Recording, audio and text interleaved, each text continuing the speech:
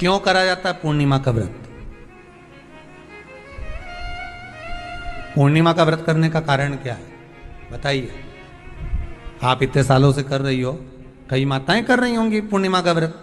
एक समय फलाहार करती हैं, एक समय भोजन करती हैं। भोजन में खीर का होना जरूरी होता है पूर्णिमा के व्रत में। दूध की सामग्री होना जरूरी होती है पूर्णिमा के व्रत में। 12 महीने की पूर्णिमा करो मना नहीं है। और पूर्णिमा उठाने का भी समय होता है चैत्री। चैत्र के महीने की जो पूर्णिमा होती है, चैत्री पूर्णिमा पहली पूर्णिमा मानी जाती है, इसलिए चैत्री पूर्णिमा को सिद्ध पूर्णिमा कहते हैं। कार्य सिद्धात्री पूर्णिमा कहते हैं, सिद्ध करने वाले। मनोरथी पूर्णिमा कहते हैं।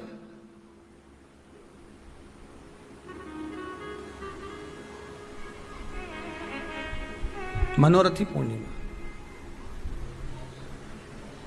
इसलिए पूर्णिमा का व्रत कहां से उठाया जाता है? चैत्र के महीने की पूर्णिमा से पूर्णिमा का व्रत उठाया जाता है कि मैं महीने की पूर्णिमा करूंगी तो वो चैत्र पूर्णिमा से उसको उठा लिया जाता है।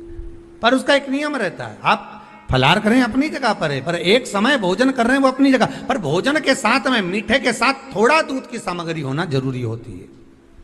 और क्यों करते हैं पूर्णिमा का व्रत? किस लिए किया जाता है, क्यों करा जाता है, उसका व्याख्यान वर्णन शिव महापुराण के अंतर्गत स्कंद पुराण में लिखा गया। स्कंद पुराण में वर्णन किया है श्री वेद व्यास जी महाराज ने। कहा यह पूर्णिमा का व्रत इसलिए किया जाता है कि व्यक्ति का जब मन गलत भ्रम में जाने लगता है, मन जब गलत जगह पर जाने लगता है, तो ये मन को गलत जगह पर ले जाने वाला कौन होता है? तो कहा यह चंद्र होता है। व्यक्ति की राशि के अंतर्गत, व्यक्ति की पत्रिका के अंतर्गत, व्यक्ति की ग्रह दशा के अंतर्गत जब चंद्र बेकार चलता है तो व्यक्ति अच्छा करते करते भी बेकार करने लग जाता है। चंद्र डोल रहा है। कई माताएं कहती हैं गुरुजी हमारे बेटे को आशीर्वाद दीजिए, बहुत गलत संगत में जा रहा है। मतलब समझ जाना कि चंद्र गड़बड़ जा रहा है। बेटी अगर गलत मार्ग पर जा रही है, बेटी अगर गलत संगत में जा रही है, किसी अन्य व्यक्ति को आकर्षित हो, चंद्र गड़बड़ हो रहा है, उसका चंद्र कहीं जा रहा है। कोई पुरुष, कोई लड़का, कोई गलत मार्ग पर जा रहा है, चंद्र गड़बड़ हो रहा है। घर में जो क्लेश उत्पन्न होता है, घर में जो विवाद उत्पन्न होता है, उस विवाद को रोकने के लिए केवल चंद्र की ही, इसलिए तो पूर्णिमा घर की नारियां हमारे यहाँ हिंदू धर्म में यहां तक स्कंद पुराण में कह दिया कि प्रत्येक पूर्णिमा। आप लोग कभी आप लोगों ने सत्यनारायण जी की कथा करवाई है? जितने लोग आस्था चैनल पर कथा सुन रहे हैं, जितने लोग फेसबुक यूट्यूब पर कथा सुन रहे हैं, यूट्यूब पर कथा का श्रवण कर रहे हैं, उनने कभी सत्यनारायण की कथा करवाई होगी। तो उसमें लिखा है हर कार्तिक, हर पूर्णिमा को, हर संक्रांति को ब्राह्मण सत्यनारायण भगवान की कथा या राजा या वैश्य कथा को कराता था या बढ़िया कथा कराता। सुनी कि नहीं सुनी ये बात? सत्यनारायण भगवान की कथा में लिखा है, स्कंद पुराण के अंतर्गत जो सत्यनारायण भगवान की कथा का स्मरण किया उसमें लिखा है प्रत्येक संक्रांति पूर्णिमा को सत्यनारायण की कथा करवाने लगा और ये योनि को प्राप्त हुआ, इस योनि से छूटा, इस योनि में गया। लिखा है, सब कुछ लिखा है। अब उत्ते से समझ जाओ कि पूर्णिमा को सत्यनारायण की कथा करने का बोला है।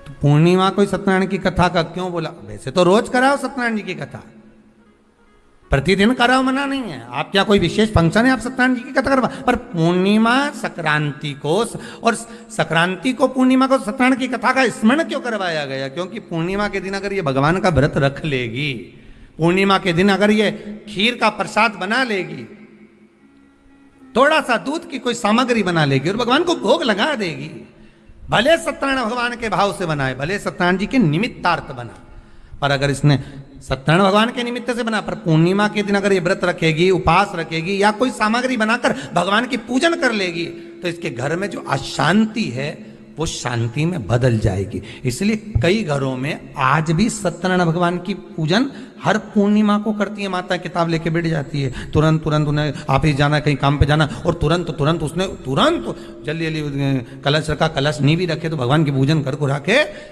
ब्राह्मण देवता को बुला लेगी, ब्राह्मण नहीं आएंगे तो खुद कर लेगी, पर करती जरूर है। इतना सा आटा सेक लेगी, पंजेरी बनाई, सीरा बनाई, मिठाई रख दो, कुछ भी करेगी पर सत्यनारायण की कथा कर ले, उन्हें लग गया उसमें। मतलब पूर्णिमा को करना है, उसको करने से क्या होता है, शांति रहती है, शीतलता रहती है। जिसके घर में हर महीने की पूर्णिमा को खीर बनती हो, ध्यान दीजिएगा, बहुत सुंदर संवाद चल रहा है, बहुत ध्यान देने वाली बात है।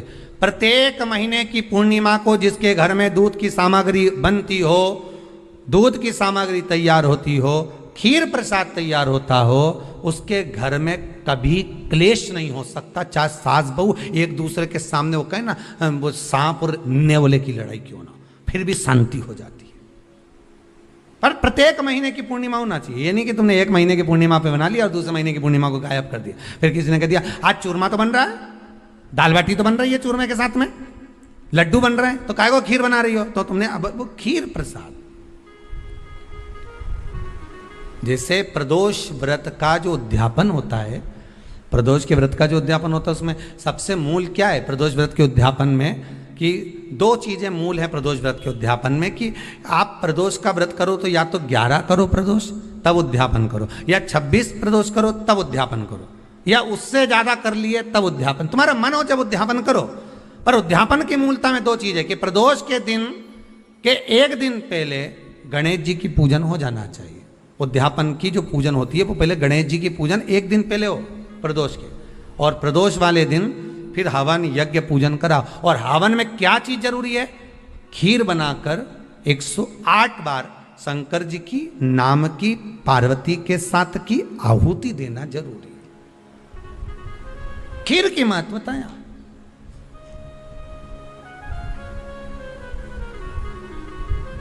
चलो और सहज भाषा में समझिए, और सरल भाषा। जिस समय पर भगवान औघड़दानी मेरा त्रिकालदर्शी मेरा कैलाशी शंभू का आवाहन चंद्रदेव ने करा, कब, जब ससुर ने श्राप दे दिया कि काया का रोग होगा, काया छिन्न होने लगी, टपक टपक कर गिरने लगी, काया नीचे गिर रही, चंद्र रोने लगे, आंखों से अश्रु बह रहा है, आंखों से आंसू बह रहा, किसके पास जाऊं मैं? तब देवऋषि नारद का स्मरण किया। देवऋषि नारद, नारायण श्रीमन नारायण, नारायण श्रीमन नारायण।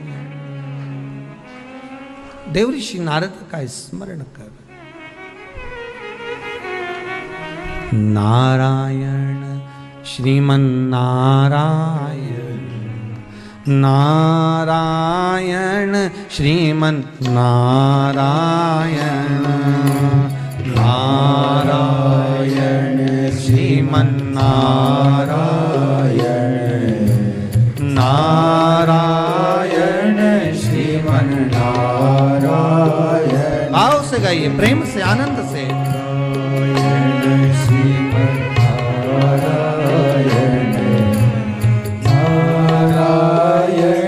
श्रीमन्नारायण, ओ नारायण श्रीमन्नारायण, ओ नारायण श्रीमन्नारायण, नारायण श्रीमन्नारायण, नारायण श्रीमन्नारायण, नारायण श्रीमन्नारायण, नारायण श्रीमन्नारायण।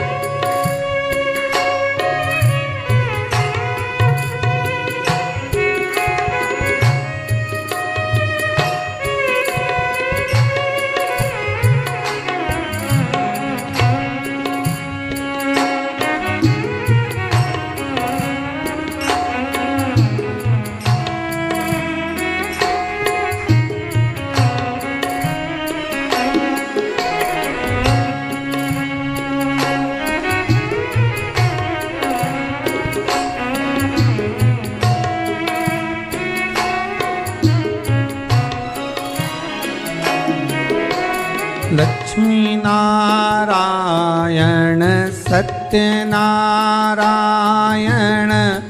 नारायण हरि नारायण लक्ष्मी नारायण सत्यनारायण नारायण श्रीमन्नारायण। ओ लक्ष्मी नारायण सत्यनारायण नारायण हरि नारायण लक्ष्मी नारायण सत्यनारायण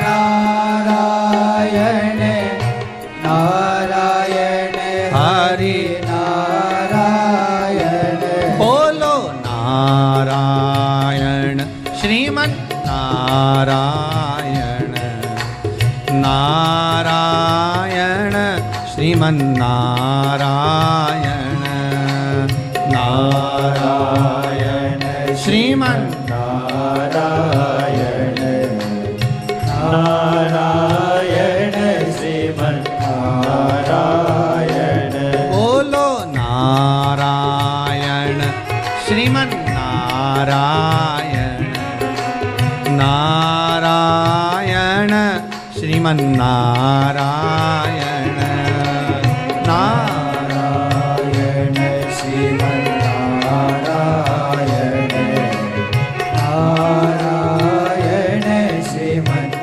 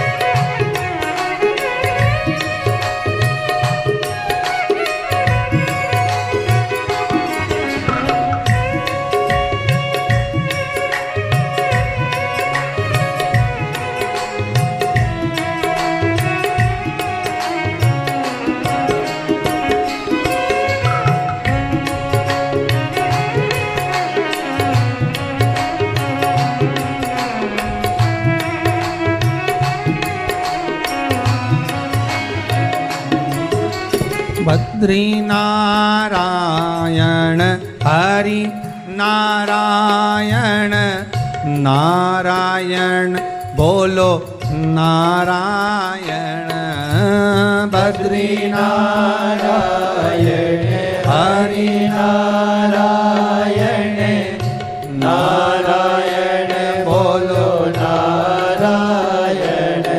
हे बद्री नारायण हरि नारायण नारायण बोलो नारायण बद्री नारायण हरि नारायण नारायण बोलो नारायण।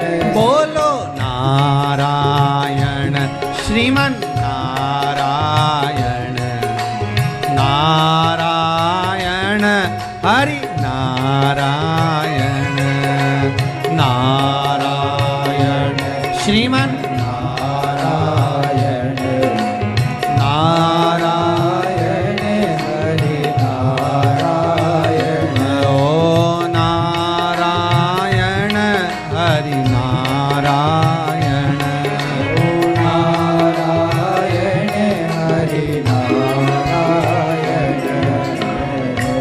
देवर्षि नारद को याद किया चंद्रदेव ने कि मेरी काया क्षीण हो। नारद जी आए, आकर उपदेश दिया देवऋषि नारद ने, क्यों ना आप शिव की आराधना कर लो।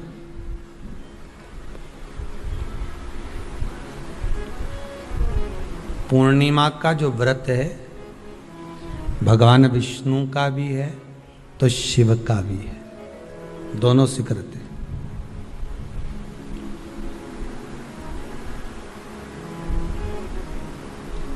दोनों स्वीकृत है। जिसका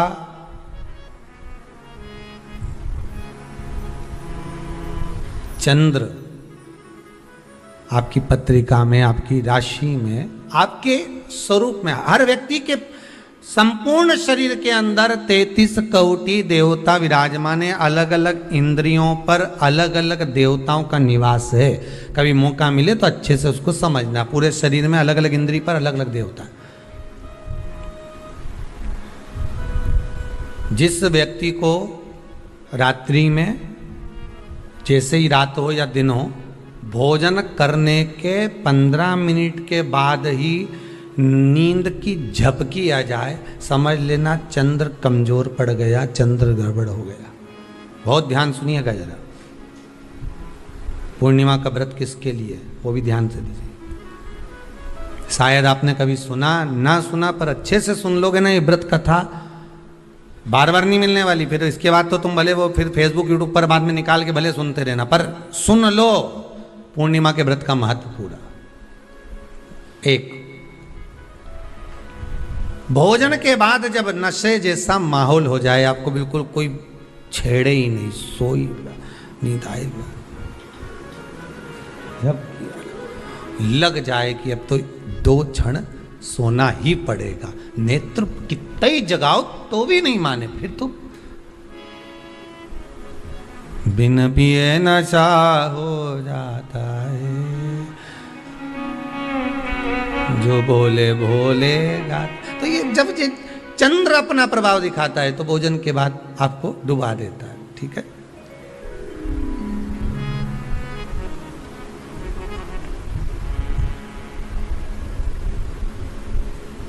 एक बहुत सरल भाषा में कहेंगे, आपको थोड़ा समझना पड़ेगा कि कहीं कहीं आपने सुना होगा कि 14 और पूर्णिमा पे कहीं गया होगा इसलिए ऐसा हो गया। बोले सुना है कि नहीं सुना? 14 पूर्णिमा पे कहीं गया होगा या 14 पूर्णिमा पे कहीं गई होगी तो ऐसा हो गया। क्यों कहते हैं, उसका कारण क्या है? आखिर बात 1400 पूर्णिमा को क्यों लोगों ने बदनाम कर दिया कि 14 पूर्णिमा पे कहीं गई होगी तो बाल खोल के गई होगी, या ऐसा करा होगा तो वैसा करा होगा तो ऐसा हो गया, या ये चीज़ इसके साथ में ऐसा हो गया, या एक्सीडेंट हो गया, या ये चीज़। कारण क्या होता है? क्यों पूर्णिमा और अमावस्या के समय पर ही ज़्यादा एक्सीडेंट के योग बनते हैं? क्यों पूर्णिमा अमावस्या के अंतर्गत ही ज़्यादा कष्ट के योग बनते हैं, बीमारी को पनपने के? कारण क्या होता है? उसका क्रम क्या है? कारण क्या है? उसका एक कारण है आपके चंद्र की महत्वता घट जाना। जब चंद्र की महत्वता घटती है तब जाकर शरीर में कहीं ना कहीं रोग की मात्रा बढ़ जाती। रोग अपना प्रभाव चंद्र के कारण दिखाना प्रारंभ, पर मन में बेचैनी नहीं हो, बेचैनी रहे, नींद नहीं आ रही है, कुछ मन में ऐसा लग रहा है कि कुछ होने वाला है, मन में स्थिरता नहीं आ रही, समझ लेना कि चंद्र गड़बड़ हो गया है। अब इस चंद्र को साधना है तो शिव तत्व में जाना पड़ेगा। फिर कुछ मत करिए, पूर्णिमा का व्रत चालू कर दीजिए। क्या करना है? केवल पूर्णिमा का व्रत चालू कर दो। और कितना प्रभाव है पूर्णिमा के व्रत का? घर में 50 लोगों का परिवार है, 15 लोगों का परिवार है, 20 लोगों का परिवार है, और परिवार में से अगर एक पुरुष या एक स्त्री कोई भी पूर्णिमा का व्रत करता है तो पूरे परिवार के लोगों का चंद्र संवर जाता है, पूरे परिवार के लोगों का चंद्र सुधर जाता है। पूर्णिमा के व्रत का इतना प्रभाव शास्त्र कर रहा है, स्कंद पुराण कर रही है बात। पर व्रत कब से लेना है? पूर्णिमा का, चैत्र की पूर्णिमा से। ठीक है, नहीं तो तुमने सोचा इतना महत्व सुना है पूर्णिमा के व्रत का तो मैं तो आज से ही नहीं खाऊं कछु, आज से ले लो। तो ये हर कोई सब तुम्हारा मर्जी पड़े, तुम तो आधी रात को उठ के भोजन करने लगो तो ये कहीं वर्णन नहीं। तुम तो आधी रात के नहा लो तो ये कोई महत्व? तो हर चीज़ का एक समय होता है कि इतनी बजे उठना, इतनी बजे मंजन करना, ये करना, ये समय पर फलाहार करना, ये समय पर ये, तो ये सब चीज़ का एक समय होता है, हर चीज का एक समय। अब कथा तुम दिन में सुन लो, शाम के सुन लो, अब आधी रात को तुमको कोई उठा के 1 बजे रात के उठ, भेरू उठ जा, कथा सुन ले, तो भेरू उठेगा? और आधी रात को भेरू उड़ भी गया ना तो तुम्हें भेर भी बना देगा। है? कथा सुनने वाला है। हर चीज का एक समय होता है कि आपको ये समय पर आपको ये ग्रहण करना, आपको इस समय पर भगवत स्मरण करना, आपको इस समय पर नाम जाप करना, आपको इस समय पर भगवान की भक्ति को धारण करना। परिवार में अगर किसी ने एक पूर्णिमा का व्रत कर रखा है, एक व्यक्ति ने भी करा है, तो 50 की ग्रह दशा जब उसके स्पर्श में आती है, पूर्णिमा का जो व्रत होता है ना, स्पर्श का सुख दे जाता है। बहुत बहुत ध्यान दीजिएगा। जैसे आपने किसी ने पानी मांगा, आपका पूर्णिमा का व्रत है, और भले आप उठ के पानी लेने नहीं गए क्योंकि आपका व्रत है, क्योंकि जिसका व्रत होता है बेचारी वो तो ज्यादा कुछ करती ही पाती, पर किसी ने आपको पानी लाकर तो दिया ना। अब पानी लाकर जिस व्यक्ति ने दिया उसका स्पर्श तो हुआ ना। ये अभी गई थी ना दूसरी लहर कोरोना महामारी, इसको देख लो, इसको टच किया, इससे टच होकर उस पर गया, उससे टच होकर उस पर गया, तो ये कोरोना महामारी। अब जब ये कोरोना महामारी टच करने से फैल सकती है तो व्रत का पुण्य टच करने से क्यों नहीं बढ़ सकता? विचार करिएगा जरा, उसका भी तो पुण्य। अब आपने किसी को जल दिया जिसका व्रत था उसको जल दिया। और सरल भाषा में समझ लो, कभी मथुरा वृंदावन गए हो आप लोग? अगर मथुरा वृंदावन गए होगे, उज्जैनी गए होगे, काशी गए होगे, कहीं तीर्थ में गए होगे, या कभी कुबेरेश्वर धाम कभी आप लोग आएंगे जाएंगे, कभी आपको ज्ञात होगा, तो कभी आप लोग दर्शन करेंगे कि जब भोजन प्रसाद होता है तो लोग उसको बांटने के लिए देते हैं कि कोई आया है तो उसको कुछ प्रसाद मिल जाए, भंडारे की प्रसादी मिल जाए। तो भंडारे की प्रसादी जब वो खाता है उसका स्पर्श होता है, स्पर्श होता है तो जिसने भोजन किया उसका पुण्य जो दे रहा होता है उसके खाते में चले जाता है।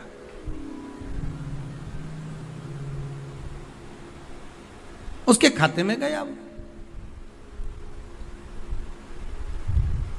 पूर्णिमा के व्रत का नियम है, घर में एक सदस्य भी कर रहा है, किसी ने उसको भोजन बनाकर थाली में कुछ प्रसाद फलाहार सामग्री दी, उसका स्पर्श बड़ी बहू को हुआ, बड़ी बहू रसोई घर में गई, उसने बाकी की चीज़ों को छू लिया, उसको देवरानी ने छू लिया, देवरानी ने कोई बर्तन छुआ, उससे तीसरी देवरानी ने देखा, उसने कोई चीज़ छू ली, तो वो छूते छूते छूते छूते वो पूर्णिमा का प्रभाव पूरे घर के लोगों को हो जाता है, और उनका चंद्र इतना प्रबल हो जाता है कि अपने आप उनकी बेचैनी, उनकी आलसता समाप्त हो जाती है। नहीं तो एक व्यक्ति के कारण पूरे चंद्र दशा खराब।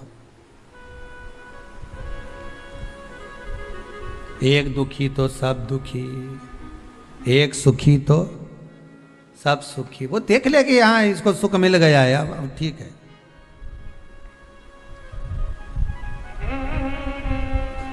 जब बेचैनी लगे, 1400 पूर्णिमा आए और आपको लगे बेचैनी बहुत ज्यादा है, मेरे को थोड़ा बेचैनी, ना जाने क्यों ऐसा होता है कि 14 पूर्णिमा आई और मेरे को बेचैनी, तो समझ लेना कि चंद्र गड़बड़ है। फिर क्या करना है?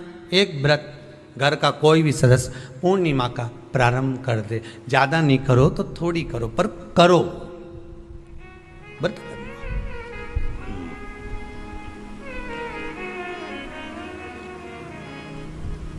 बहुत क्लेश हो रहा हो, बहुत क्लेश हो रहा हो, तो पूर्णिमा के दिन खीर का भोजन प्रत्येक महीने में एक बार ऐसा नियम बना लो, अपने दीवार पे लिख लो कि पूर्णिमा है और पूर्णिमा के दिन घर में खीर बनना ही है। केवल शरद पूर्णिमा अकेली पे नहीं हो, तुम एक पूर्णिमा पे तो बनाते हो खीर, शरद पूर्णिमा के दिन तो खूब जोरदार बना बुनो के ना डोलची के छत पे धर दो, उठा के भगवान ही दर्द कहीं कहीं की तो छत पे बनाए। तो बच्चे पूछ ले मम्मी ये छत पे क्यों रखी है, तो क्या अमृत गिरेगा?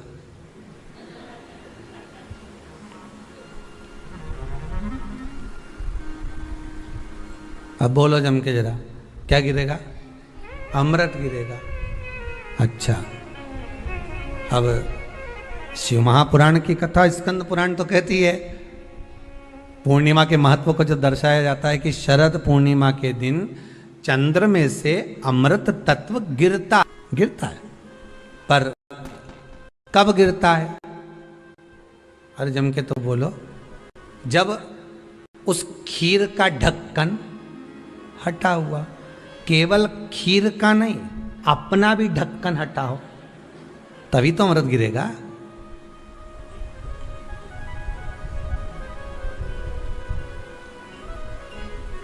अब दिमाग में तो ढक्कन बंद है, खीर रख दी छत पे।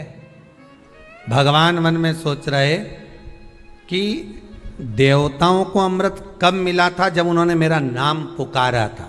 केवल खीर बना के नहीं धरी थी कि छत पे खीर धर दो और अमृत आ जाएगा। नहीं नहीं, खीर के पास बैठकर थोड़ी देर बैठकर हरे राम कहो सीताराम कहो, सीताराम कहो राजा राम का कुछ भजन तो गाओ। अब तुमने तो नीचे से बना के छोरा के दे दी, धर या ऊपर छत पे, और छत पे ले जाके खीर धर दी और खीर रखी तो मम्मी ने क्या ढक्कन लगा के रखना, बिल्ली खा जाएगी। तो उसने ढक्कन केवल खीर में नहीं लगाया, अपनी बुद्धि में भी लगा लिया। अरे स्कंद पुराण की कथा कहती है जब पूर्णिमा के दिन तुम खीर बना रहे हो, अगर शरद पूर्णिमा के दिन खीर बना रहे हो तो प्रयास करना कि थोड़ी देर बैठकर राम नाम, कृष्ण नाम, शिव नाम, भगवान की भक्ति का 2-5 भजन तो हो जाए।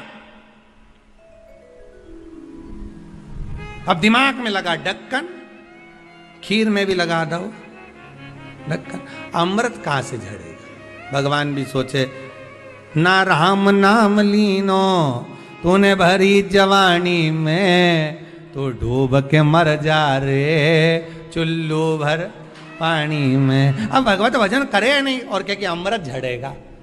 भगवान के कहीं नहीं झड़े, फालतू की बात।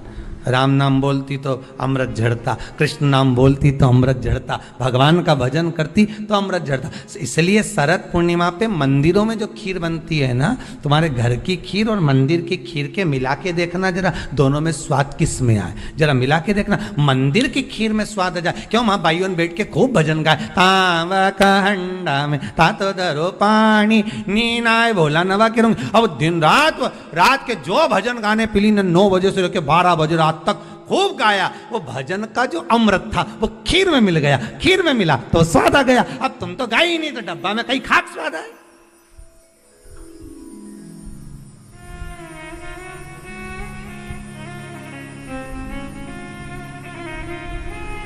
अब रात्रि को छोरा से क्या, जा खीर उठाना नीचे हो, जो खीर लेके आया ने खा के देखी तो ये खीर तो फटी गई। अब खीर ही फट गई। छोरा से 2 धर के दिया, कर तो ढाक के नहीं आया था? नहीं ढाक के आया। तो इसमें तो मैंने वो चिरौंजी डाली थी, दाग चिरौंजी, पर ये बिजली का कीड़ा होने कहां से? और डाली थी दाग चिरौंजी, आ गए हम। उस समय पे बिजली का कीड़ा बहुत चले, शरद पूर्णिमा के टाइम पे काला वाला, और एक ही आ जाए नहीं तो पूरा इलायची का स्वाद ले जाए।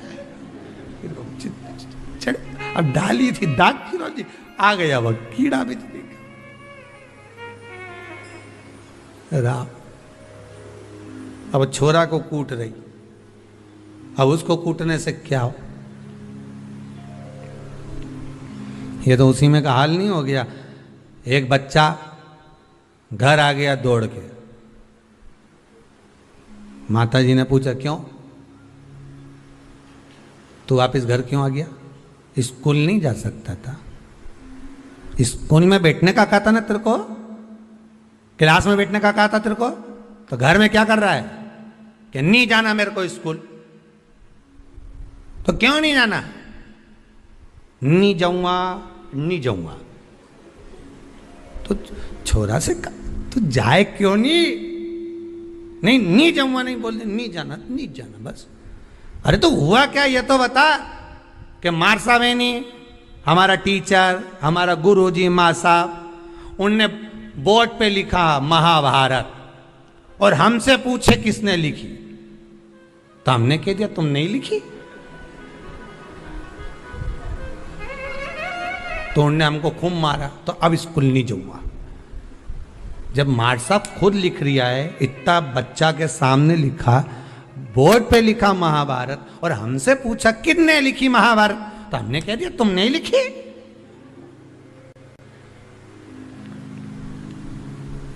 उन्होंने तो हमको टेबल पे खड़ा करने खूब दोचा, जैसे मंदिर के घंटा हो, खूब बजाया, खूब मारा। इसलिए अब नहीं जाऊंगा स्कूल। इतने में माँ ने हाथ पैर जोड़े, वो महाभारत किसने लिखी थी ये पूछा था, तो हम वही तो बोल रहे हैं माँ साहब ने लिखी थी। हम कौन से अलग बात बोल रहे हैं? हम भी तो बोल रहे हैं कि टीचर ने लिखी, मार साहब ने लिखी। तू नहीं सुधरेगा कभी जिंदगी में। हम तुमसे इतना सा पूछ रहे हैं, महाभारत किसने लिखी? मार साहब ने लिखी, टीचर ने लिखी। और देखो मम्मी, भाई सुन ले, आई तू भी सुन ले, अब बार बार महाभारत की मत पूछना मेरे से। एक बार बोल दी मैंने, उनने ही लिखी, उनने ही लिखी, उनने ही लिखी, अब बार बार मत पूछना। पिताजी आ गए दुकान से, खेत से, क्यों रे छोरा आज तू स्कूल नहीं गया? गया था। तो फिर बस सन ने खूब मारा, तुम भग आया। क्यों भग के आया? ऐसा क्या कर दिया तूने? मार साहब खुद लिखे, बोर्ड पे लिख दी महाभारत, और मुझसे पूछ रहे महाभारत किसने लिखी। मैंने भी कह दी तुमने ही लिखी। तो मार साहब ने खूब मारा, मैं अब नहीं जाऊंगा। तो पिताजी बोले रे मूर्ख, तुझे बता देना तो महाभारत किसने, तो वही तो बताया लिखी। पिताजी भी क्या बोलेगा? हम भी इसी भ्रम में महाराज, हम सोचे कि हम बस खीर में अमृत झड़ेगा। भगवान के जब झड़े जब राम बोले, अमृत जब झड़े जब कृष्ण बोले, अमृत जब झड़े जब भगवान का भजन होवे। केवल खीर बना के डब्बा को छत पे रखने से अमृत नहीं झड़ता। भगवान के भजन के साथ अमृत तत्व की जो प्राप्ति होती है तो वो आनंद ही दूसरा हो। किसी ने भजन में गाया है, आपने सुना होगा, अमृत है हरि नाम प्रभु का, अमृत है हरि नाम प्रभु का, इसे छोड़ विष पीना क्या, हरि नाम नहीं तो जीना क्या, प्रभु नाम नहीं तो जीना क्या। ये अमृत तत्व भगवान की भक्ति का होना चाहिए। ये अमृत तत्व परमात्मा की भाव का, निर्मलता के भाव का होना चाहिए। तो स्वाद। मेरा निवेदन है, अगर तुम्हारे घर में अशांति ज्यादा होती है, क्लेश बड़ा ज्यादा होता है, आप पूर्णिमा का व्रत करें ना करें, पर पूर्णिमा को खीर प्रसाद घर में अवश्य बना।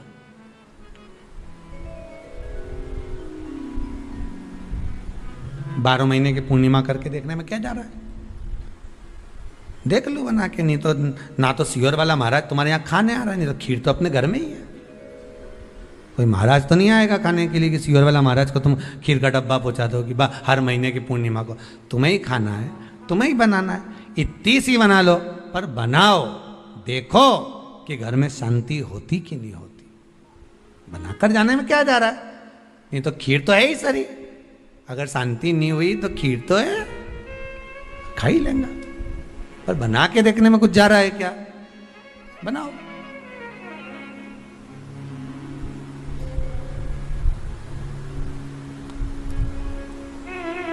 उसकी महत्वता को जानना है। ये जो हवन में, यज्ञ में खीर की जो आहुतियां छूटती हैं, ये इसका महत्व बहुत है महाराज। आप समझें ना समझें वो आपकी जगह पर आपके यहां जब विद्वान ब्राह्मण, कोई विद्वान ब्राह्मण आपके यहां जब यज्ञ कराने आए, हवन कराने आए, वास्तु पूजन कराने आए, जब माता रानी का हवन, किसी भी रूप का यज्ञ कराने के लिए आए और वो खीर की आहुतियां जब छुड़वाए, तो आप पूछना कि खीर की आहुति का फल कितना, प्रताप फल कितना। पूरे यज्ञ में वो खीर की आहुतियां लक्ष्मी के लिए जो दी जाती है, वो लक्ष्मी की वृद्धि कर देती।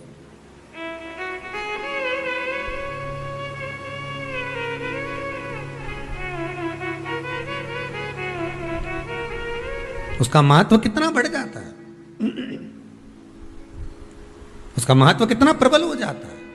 खीर क्या होती है? बनाइए एक बार। पूर्णिमा के व्रत का महत्व चंद्र से, और जिसके यहाँ क्लेश हो, कोई व्यक्ति मीठा बोलकर आपसे स्नेहवश, प्रेम बढ़ाकर, स्नेह बढ़ाकर, आपसे प्रेम वात्सल्यता करुणा स्नेह बढ़ाकर जब आपसे कुछ धन लेकर चले गया हो, और अब आप उससे मांग रहे हो, आप उससे लेना चाहते हो और फोन कर रहे हो, मिलने जा रहे हो कि मेरा पैसा दे दे भैया, और वो प्रेम खत्म कर चुका है, स्नेह खत्म कर चुका है, धन नहीं दे रहा, वहां पर भी ये पूर्णिमा का व्रत काम करता है।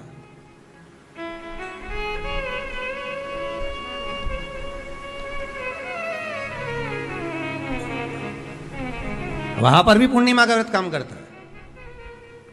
कहा व्रत करने वाला व्यक्ति जो पूर्णिमा का व्रत करता है, चावल का, अक्षत का, श्वेत वस्त्र में, सफेद कपड़े में अक्षत रखकर, जो जिससे धन लेना है प्रेम वश लेकर गया है, स्नेह वश लेकर गया है और नहीं दे रहा है, उसका स्मरण कर कर ब्राह्मण देव को दे देने पर भी महाराज चंद्र की दशा सुधर कर लक्ष्मी का भाव वापिस प्राप्त हो जाता, पुनः वापिस। चंद्र से शिव भी जुड़े हैं, चंद्र से नारायण भी जुड़े हुए हैं। महाराज देवऋषि नारद का आगमन हुआ, नारद जी ने पूछा क्या बात है चंद्र, तुमने मुझे याद क्यों किया, कारण क्या है वो तो बताओ। चंद्र का कहना, मेरी काया का रोग हो गया, मेरी काया गिर रही है नीचे, टपक टपक कर गिर रही है, मेरी काया का रोग है, मुझे क्या करा जाए। तो कहा एक काम करो, देवऋषि नारद बोले शंकर का स्मरण करो।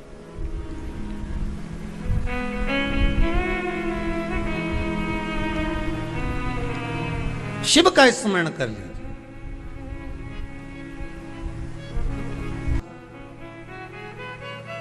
शंकर का स्मरण मैं करूं, प्राप्त करूं, क्या भगवान शिव मेरे संकट को हरने के लिए आएंगे? क्यों नहीं। चंद्र के मन में थोड़ा संशय है, क्या शिव आएंगे मेरा संशय हरने के लिए? हाँ, क्यों नहीं आएंगे। तो देवऋषि नारद के सामने एक संशय और पैदा कर दिया चंद्रदेव ने। बात ऐसी है कि मैं, दक्ष प्रजापति मेरे ससुर हैं जी, और बोलिए शंकर भगवान के ससुर भी बोलो दक्ष प्रजापति हैं, सती इनको भी आई है, तो 60 कन्याएं चंद्रदेव के पास में भी गई।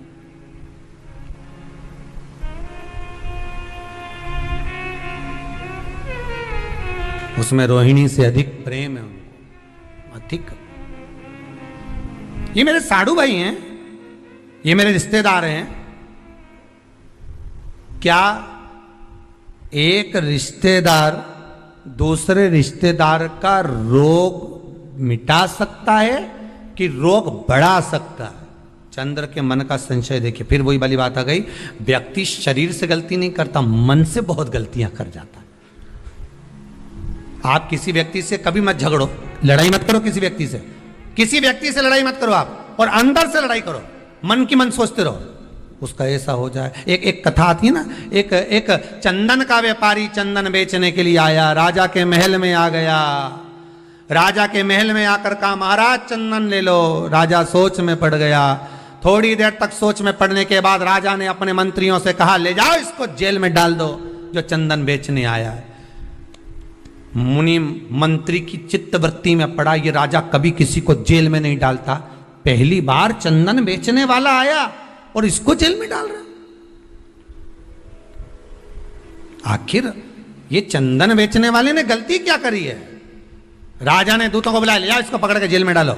उसको जेल में ले जाकर पटक दिया।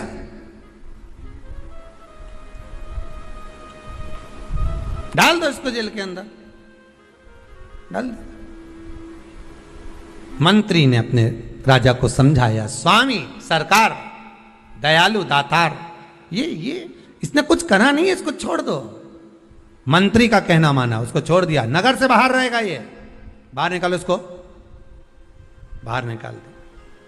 नगर के बाहर जाकर रहेगा ये, नगर के अंदर नहीं, नगर के बाहर रहो। मुनिम की बात, मंत्री की मन में बात अड़ गई कि आखिर राजा का इसने बिगाड़ा क्या था जो राजा ने इसको बाहर निकाल दिया, इसको जेल में डाल दिया। आखिर हुआ क्या था ऐसा? सहन नहीं हुआ। पहुंच गया मंत्री चंदन के व्यापारी के पास में। चंदन के व्यापारी से कहा, सुनो सुनो जरा, राजा रोज जो भोजन करते हैं ना, उनका भोजन चंदन की लकड़ी में बनना चाहिए। एक वेद जी ने कहा है, तुम एक काम करा करो, 2 कुंटल चंदन प्रतिदिन राजा के महल में पहुंचाया करो, तुम्हारी पैसे पहुंच जाएंगे, तुम्हारा धन पहुंच जाएगा। 2 कुंटल चंदन, हाँ पहुंचाना मत भूलना, भेजते रहना। हाँ हाँ बिल्कुल भेजूंगा। रोज भेज रहा है, प्रतिदिन। एक दिन राजा ने कहा, जाओ चंदन के व्यापारी को लेकर आओ, उसका हमें सम्मान करना। राजा ने अपने हीरे की माला निकालकर चंदन व्यापारी के गले में डाल दी। मंत्री की फिर बुद्धि फिर गई, समझ में नहीं आया ये हो क्या रहा। एक बार जेल में डाल दिया, दूसरी बार माला डाल दी, आखिर हुआ क्या। चंदन व्यापारी के पास में मंत्री ने जाकर पूछा कि पहली बार जब तू आया था तो राजा ने तुझे जेल में डाल दिया था, तू क्या सोचकर आया था, बता दे, सत्य बताना।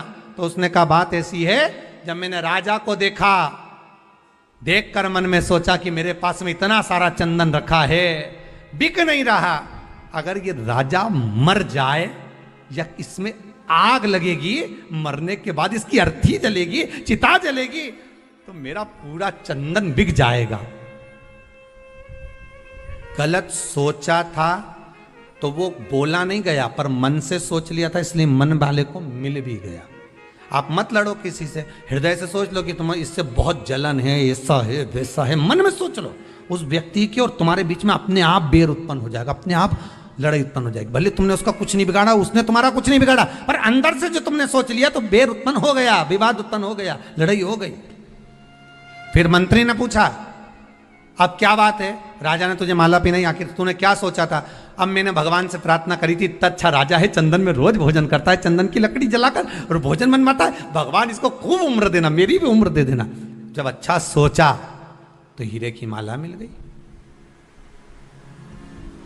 अच्छा सोचोगे अच्छा मिलेगा, बुरा सोचोगे बुरा मिलेगा।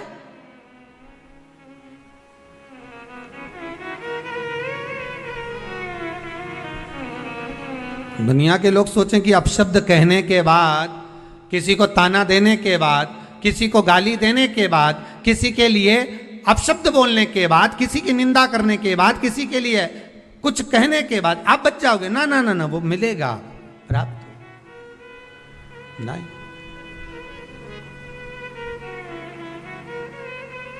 अच्छा सोचिए, इंद्र चंद्रदेव के मन में ये भाव उत्पन्न हो गया कि शंकर जी तो मेरे साधु भाई हैं,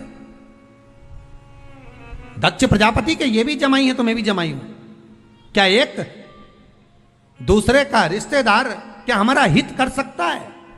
शिव महापुराण की कथा कहती है यही हमारे भीतर का भेद है। अच्छा सोचोगे तो रिश्तेदार क्या, पड़ोस में रहने वाला भी तुम्हारा हित कर जाएगा, नहीं तो घर में रहने वाला भी तुमको चोट कर कर चला जाएगा।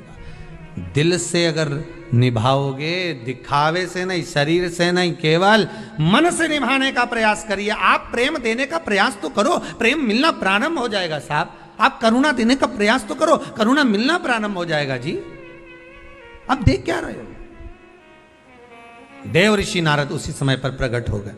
देव ऋषि नारद ने कहा, अरे चंद्र, मन को सुधार, मन को, शिव तेरे दरवाजे पर आएगा, ये विश्वास रख। अगर मन तूने शंकर के चरणों में लगाया है तो शंकर भी कैलाश छोड़कर तेरे पास सोमनाथ में आया है। स्वयं शिव सोमेश्वर बनकर प्रकट हो गए। चंद्र की काया का रोग मिट गया, चंद्र की काया का रोग समाप्त हो गया। चंद्र ने विचार कर लिया कि जो भगवत भक्ति में मन से जुड़ेगा मैं उसके मनोरथ पूर्ण करूंगा। मन चित्त वृत्ति, उपवास करो, उपास करो तो मना नहीं है, पर उपास शरीर से नहीं होना चाहिए, उपास मन से होना चाहिए। आप उपास नहीं भी करेंगे ना और मन लगा लिया ना, आज धर्म पत्नी का आज हरतालिका तीज का व्रत है, आज पत्नी का चतुर्थी का व्रत है, आज पत्नी का छठ का व्रत है, और आपने मन लगा लिया कि आज छठ का व्रत है, आज भूखी रहेगी। भले आप भोजन कर रहे हो पर मन में सोच लिया ना, उसको भूखा देखकर भी आपके मन में भाव उत्पन्न हो गया कि भूखी है, ये भोजन नहीं कर रही है, इसके मन के लिए। तो आपका मन अगर उसके प्रति भाव उत्पन्न हो रहा है, आपका भाव उसकी ओर जा रहा है, तो उसके व्रत का पुण्य आपके खाते में जा रहा है, पुण्य जा रहा है आपके खाते।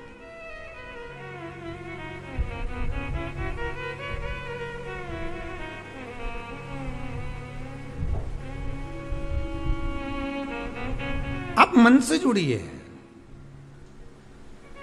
ये व्रत जो शिव महापुराण की कथा चल रही है,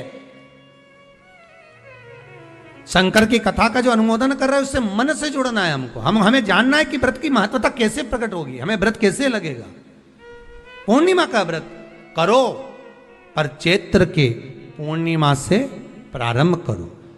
नहीं कर सकते, खीर बनाना आप पूर्णिमा की पूर्णिमा प्रारंभ करो। गृह शांति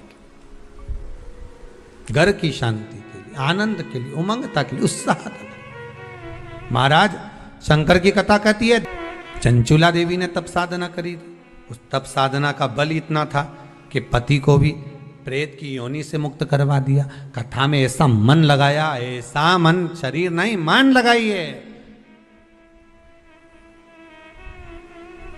इस कथा को सुनने के बाद आप जितनों को भी फोन कर कर बोलो, मैसेज डालो, कहो कि व्रत शिव महापुराण की कथा चल रही है, सुन लो।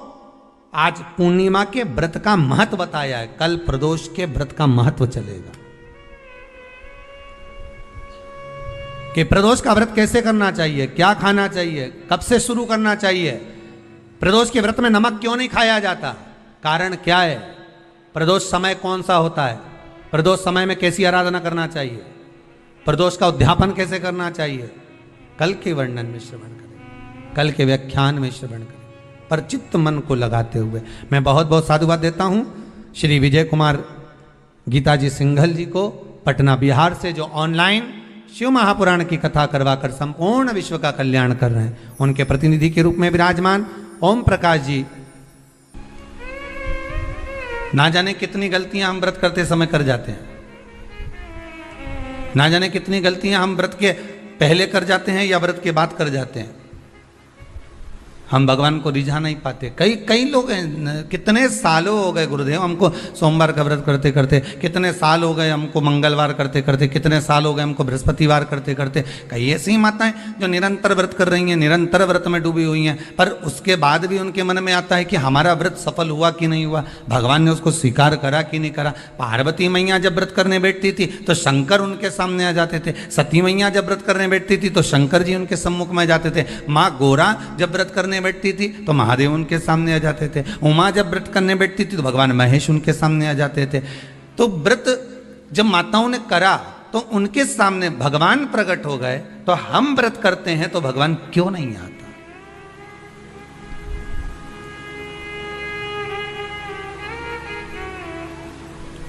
आप आए नहीं और सुबह हो गई, मेरी पूजा की थाली धरी की धरी रह गई। आखिर कारण क्या है, क्या कारण हो सकता है। हम परमात्मा को इतना रिझा रहे हैं, हम परमात्मा को इतना मना रहे हैं, हम परमात्मा से इतनी विनती कर रहे हैं, निवेदन कर रहे हैं, उसके बाद भी अगर भगवान हमको ना मिले, उसके बाद भी भगवान हमारा ना सुने, तो फिर दुख तो होता है ना कि भगवान आखिर क्यों नहीं सुन रहा। कुछ कुछ माताएं कर रही थी, गुरुजी हमने ये करा, उसके बाद भी भगवान ने हमारा ना सुना। हो सकता है कि कुछ गलतियां हमारे भीतर की भी हो। हम इस शरीर से तो परमात्मा को रिझा रहे हैं, हम इस शरीर से तो भगवान को मनाने का प्रयास कर रहे हैं, हम शरीर के द्वारा तो मंदिर तक पहुंच जा रहे हैं, हम शरीर के द्वारा तो हम मंदिर में जाकर जल भी चढ़ा रहे हैं, अभिषेक भी कर रहे हैं, पूजन भी कर रहे हैं, अर्चना भी कर रहे हैं, पर साथ में मन नहीं जा रहा हो तो, साथ में मन नहीं पहुंच रहा हो तो। कथा भी कितने सुंदर दिन प्रारंभ हुई है महाराज, पूर्णिमा, और कथा जो प्रारंभ हुई है वो भी व्रत, और बहुत समझ करा ना, कुछ बेकार कर्म करा, कुछ भी नहीं करा। इसके बाद भी वो जब प्राणों को त्याग कर गया तो नरक भोगना पड़ा। दृष्टांत सागर का ये बड़ा सुंदर चरित्र है महाराज।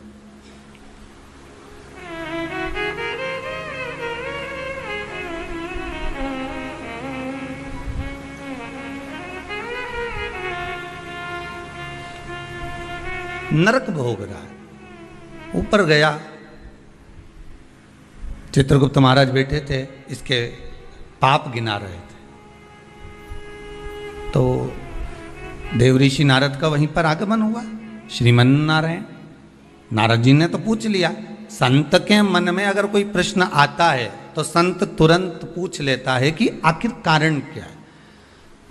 भगवंत के मन में अर्थात भक्त के मन में भी कोई प्रश्न आता है तो वो भी पूछ लेता कारण क्या है। तो देवऋषि नारद ने पूछा कि ये कारण बताओ कि इसने ना कभी चोरी करी, ना कभी कपट करा, ना कभी बेईमानी करी, ना कभी प्रपंच करा, ना कभी किसी को धोखा दिया, ना किसी का धन खाया, ना किसी का वैभव खाया, ना कभी मुख से अपशब्द कहा। फिर आखिर बात क्या है कि इसको इतने सारे नरक क्यों भोगना पड़ रहे हैं? 94 नरकों में से कम 50 नरक में तुमने इसको डाल दिया।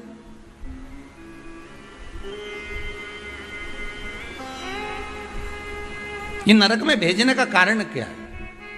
भाई व्यक्ति गरुड़ पुराण के हिसाब से नरक कब भोगता है कि आपने अगर किसी के यहाँ चोरी कर लिया, आपने अगर किसी के यहाँ कपट कर लिया, किसी को मार दिया, किसी को अपशब्द कह दिया, ताने दे दिए, गालियां दे दी और कहीं चोरी आदि कर्म कर लिया, कोई लूटपाट कर ली, किसी का धन खा गए, किसी का वैभव खा गए, किसी की सत्ता खा गए, किसी के रूप में किसी को दुख दिया, तकलीफ दी, तो आपको नरक भोगना पड़ेगा। ये गरुड़ पुराण कहती है। तो देवऋषि नारद ने पूछ लिया चित्रगुप्त महाराज से, धर्मराज से, ये बताओ कि इसने ये कुछ करा है क्या? तो क्या कुछ भी नहीं करा। इसने अपनी स्त्री को हाथ उठाया क्या? नहीं। इसने अपने बच्चों से कुछ कहा क्या? नहीं। बच्चों ने इसको कुछ कहा क्या? नहीं। इसने अपने माता पिता की सेवा नहीं करी क्या? करी। सब कुछ करा इसने। फिर नरक किस लिए दिया गया? नरक का कारण क्या है? क्यों नरक भेजा जा रहा है? व्रत शिव महापुराण का सबसे पहला सूत्र आज आप अच्छे से समझ लेना तो आपको पूरी व्रत की महत्वता समझ में आ जाएगी कि हम व्रत करते हैं और भगवान सुनता क्यों नहीं है। बस इस सूत्र को पकड़ लीजिए। दृष्टांत सागर का ये चरित्र अगर आपके जीवन में बैठ गया तो बाकी की शिव पुराण पूरी आपको समझ में आ जाएगी कि व्रत की मूलता क्या है।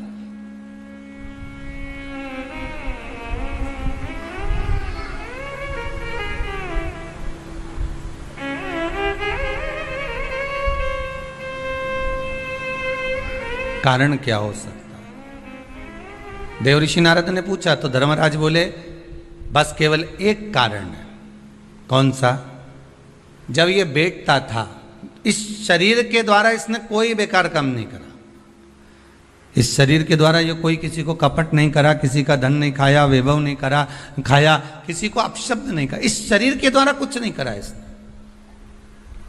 फिर बचा काय से था? तो कहा इस इंद्री के द्वारा, मन के द्वारा। क्या करा मन से? तो क्या मन के द्वारा ये जहां बैठता था वहां मन में सोच लेता था कि ये कितना बेकार व्यक्ति है, इसने इसके साथ तो ऐसा हो जाना चाहिए, इसके यहाँ कितना वैभव इकट्ठा हो गया, इतना धन एकत्रित हो गया होगा तो ये धन का करेगा क्या, इसके यहाँ तो ऐसा होना चाहिए कि डाका डल जाना चाहिए। इसने विचार करा। फिर विचार आया कि बताओ कितनी सुंदर स्त्री है, कितनी सुंदर नारी है, इतनी सुंदर नारी तो मेरे साथ में होना चाहिए थी।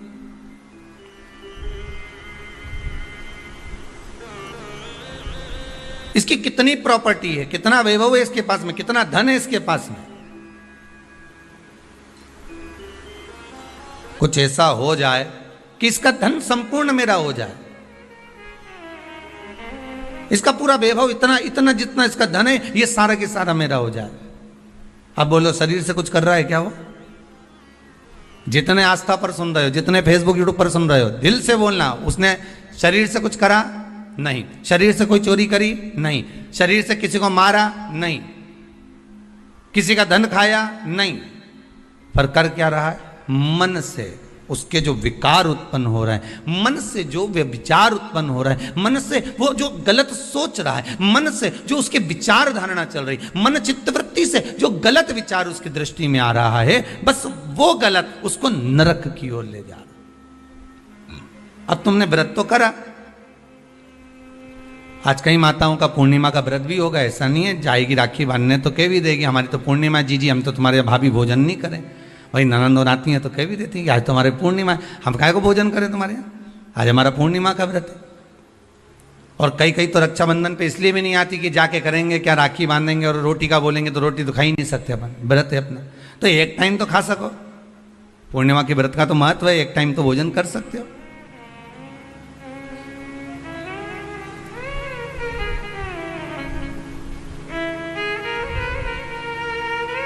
अब तुमने व्रत तो करा, खूब जोरदार व्रत करा, सुबह से लेकर शाम तक कुछ नहीं खाया, कुछ भी नहीं खाया, पर ये मन बार बार अगर दौड़ कर कहीं चले गया, डब्बे में सब लोग भोजन कर रहे थे और सभी लोग प्रसाद को पा रहे थे, सभी लोगों के मन में भाव आया कि कितना सुंदर भोजन बना है, आज तो बाफला एक नंबर का बना है, आज बाटी तो बहुत जोरदार बनी। अब तुमने बनाई तो जीजी के लिए ही थी, ननंद के लिए थी, घर में बेटी के लिए थी, और आज तो मेहमान आया ना, भांजा ने भांजी ने सबके लिए बनाया, और मालूम पड़े ननंद आके कह दे कि नहीं हमारा तो आज श्रावण की पूर्णिमा का व्रत है, आज हम कुछ खाएंगे ही नहीं। अब तुमने बाटी तो बना दी, बाफला तो बना दिया, पूरन पोली तो बना दी, तुमने आज आलू बड़ा तो बना दिया, सब्जी पकौड़ा मंगोड़ा सब बना दिया तुमने, पर बेचारी वो बहन भले राखी बांध रही है, भले वो माँ आई हुई है, उसका व्रत भी है, पर उसकी जो मन है ना थोड़ा सा वो बाफले में तो जरूर जाए, वो बाटी में तो अटकेगा थोड़ा ना। अब आई और माँ भी कह रही है, बार बार मम्मी कह रही है, बार बार माता जी कह रही है, अरे बेटा ले ले एक व्रत छोड़ दे, ले ले थोड़ा, या तू एक टाइम खा लेती यहीं, तो मन में भी सोच के बैठी, हाँ विचार तो है कि एक टाइम खाना तो है, तो घर जाके खाऊं कि यहीं खाऊं, अरे यहीं खा लूंगी मना नहीं है, पर बाफला पूरा ठंडा हो जाएगा ना शाम तक तो।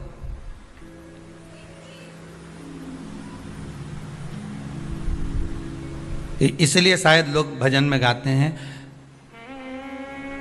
इसलिए कहते होंगे कि श्री बांके बिहारी लाल गोपाल मन रखियो तेरे चरणन में, मन रखियो चरणन में, तन रखियो श्री वृंदा। शास्त्र कहता है कि इस मन को, इस चित्त को, इस वृत्ति को ले जाओ भगवान के चरणों की ओर, इस मन को ले जाओ भगवान की ओर।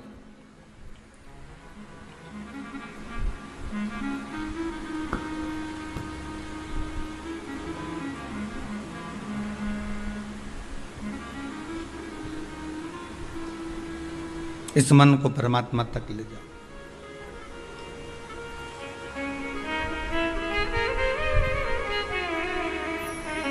वो कहे मन तू चल रे काशी धाम, रटेंगे काशी काशी नाम। मन तू,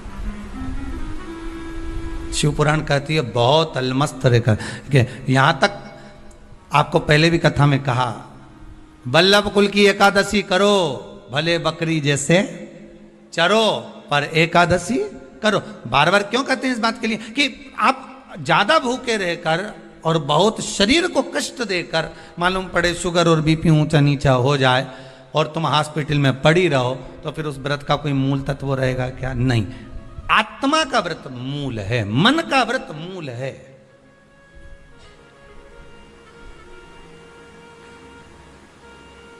कोई तुमसे के ऐसा व्रत है जिस व्रत में तुम्हें सोने का हंडा मिलेगा, सोने का मटका मिलेगा, पर एक बात याद रखना, 5 दिन तक कुछ ना तो खाना है, ना पानी पीना है, ना कुछ ध्यान रखना, बस एक जगह पर पड़।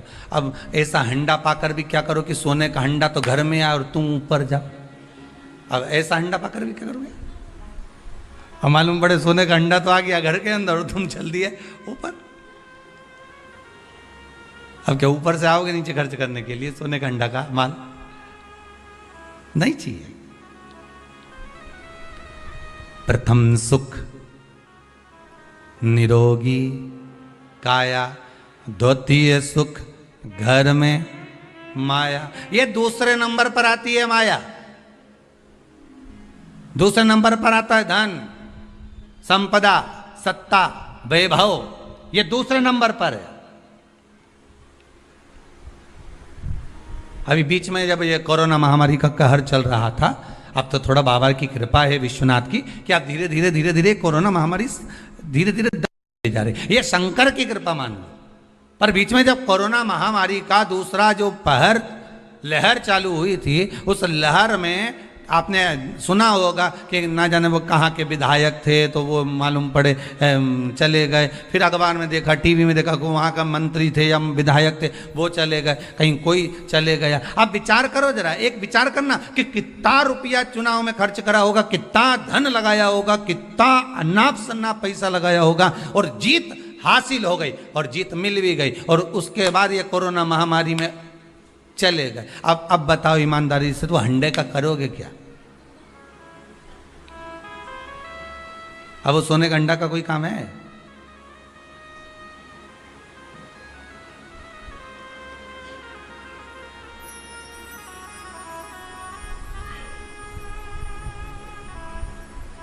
वो एक गीत है ना, वो पहले शादी में चलता था कि सारी की सारी तैयारी रह जाती, मानो उनका एहसान कि यमराज को ना कह दी। नहीं तो मालूम पड़े सब जोड़ के रखा, धन वैभव संपदा सत्ता सब आ गई तुम्हारे पास में, और मालूम पड़े इतने में वो हाँ करके भेज दे यमराज को, जा उठा ला, और सब धरा की तरह रह जा। क्या करो उसका? फिर वो वैभव, वो धन, वो दौलत, वो संपदा, वो सत्ता का क्या करोगे?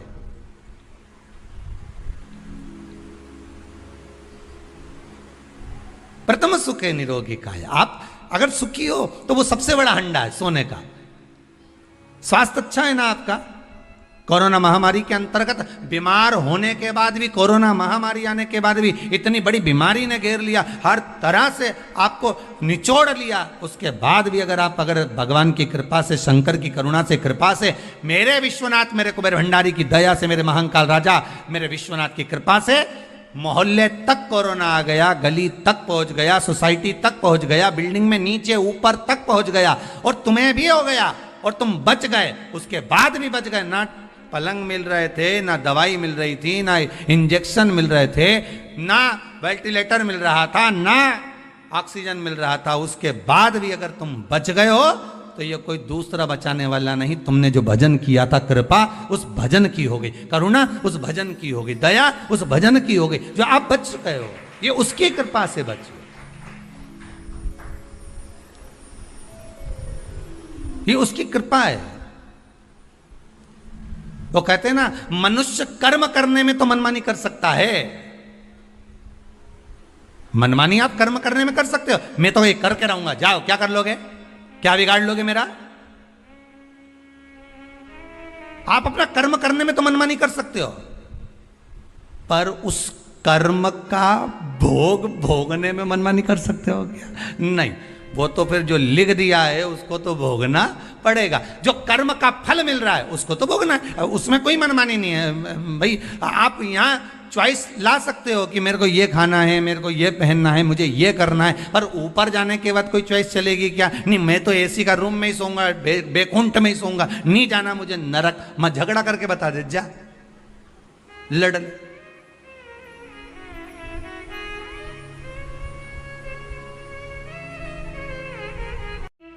महाराज, पूर्णिमा का जो चंद्र है वो विशाल का है, और उस चंद्र की पूर्णता में हमारी अभिलाषाएं भी पूर्ण हो। आप आस्था चैनल के माध्यम से जितने लोग कथा सुन रहे हैं, फेसबुक यूट्यूब पर जितने कथा सुन रहे हैं, और कुबेरेश्वर धाम में जितने कथा सुन रहे हैं, आप में से कितने लोग हैं जो पूर्णिमा का व्रत करते हैं? जो माताएं करती हो जरा हाथ उठाइए। पूर्णिमा का व्रत जो करती है, करते हो ना आप लोग? रखिए हाथ। अब पूर्णिमा के व्रत में आपने कई बार किताब पढ़ी होगी पूर्णिमा की, या आपने व्रत किया होगा, या पूर्णिमा का व्रत आप धारण करे होगे, तो उसमें पूजन कौन से भगवान की होती है? पूर्णिमा के व्रत में किस भगवान की पूजन होती है? तो कहा पूर्णिमा के व्रत में केले के खंभ लगाकर पूर्णिमा का जो अध्यापन होता है, पूर्णिमा की जो पूजन होती है, उस पूजन में शंकर और पार्वती की पूजन की जाती है, शिव और नारायण की पूजन करी जाती है, शंकर और पार्वती का स्मरण किया जाता है।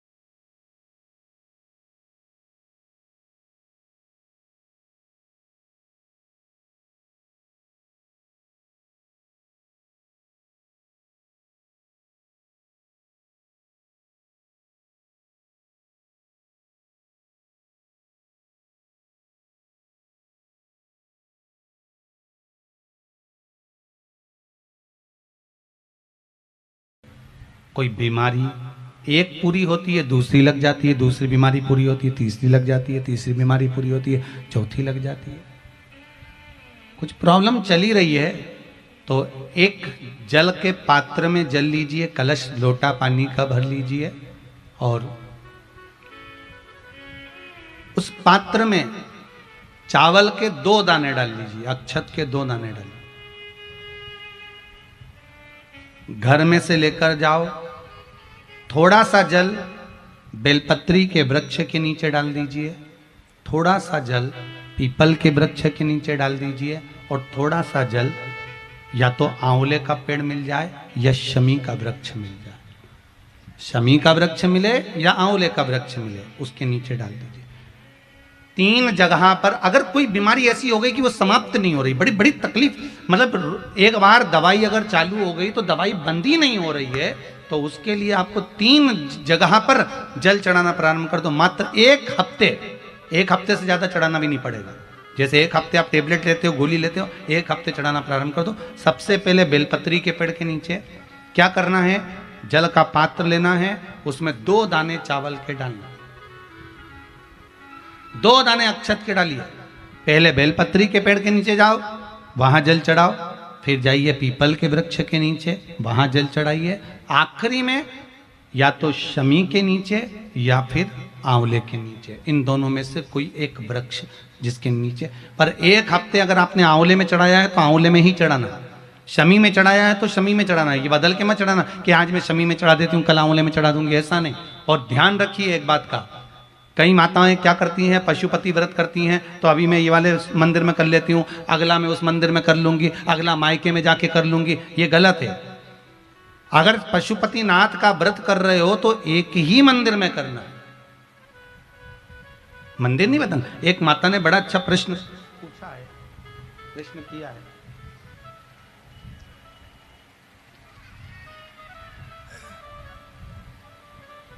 पंडित श्री रामानुज जी पाठक आचार्य जी ने यह प्रश्न किया है, जहां भी बैठे हैं उनके चरणों को प्रणाम है, ब्राह्मण देवता के चरणों को बहुत बहुत साधुवाद। आपने बहुत अच्छा प्रश्न किया है आचार्य जी, आपको चरणों में नमन करता हूं, विराजिए। बहुत सुंदर प्रश्न है। शिवलिंग घर में पूजन में 2 रख सकते हैं क्या, आपका प्रश्न है आचार्य जी। शास्त्र रीति कहती है शिवलिंग घर में 1 होना चाहिए, और हमने पहले भी कहा है कि मूर्ति शिवलिंग या भगवान कृष्ण या राम जी या ठाकुर जी या जगदम्बा जी जिसकी आप पूजन कर रहे हो, वो घर में अंगुष्ठ आकृति से बड़े नहीं होना चाहिए। भगवान की मूर्ति जमीन पर अपना हाथ रखकर देखिए और इस अंगूठे को लंबा कर कर देखिए, बस इससे बड़े प्रतिमा घर के अंदर ना हो। अगर है तो इसका मतलब ये नहीं कि तुम उसको उठाकर कहीं रखे हो, है तो उसकी सेवा करो।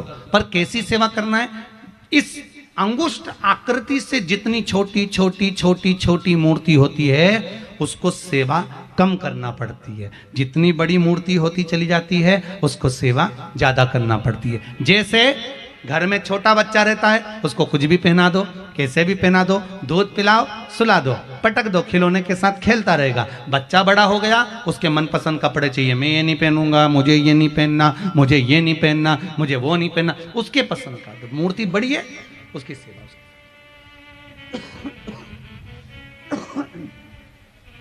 मान लो घर में 2 शंकर जी हैं, आचार्य जी ने केवल स्वयं के लिए नहीं, संपूर्ण जितने इस शिव महापुराण को सुन रहे हैं, पूरे विदेश में, देश में, जहां जहां लोग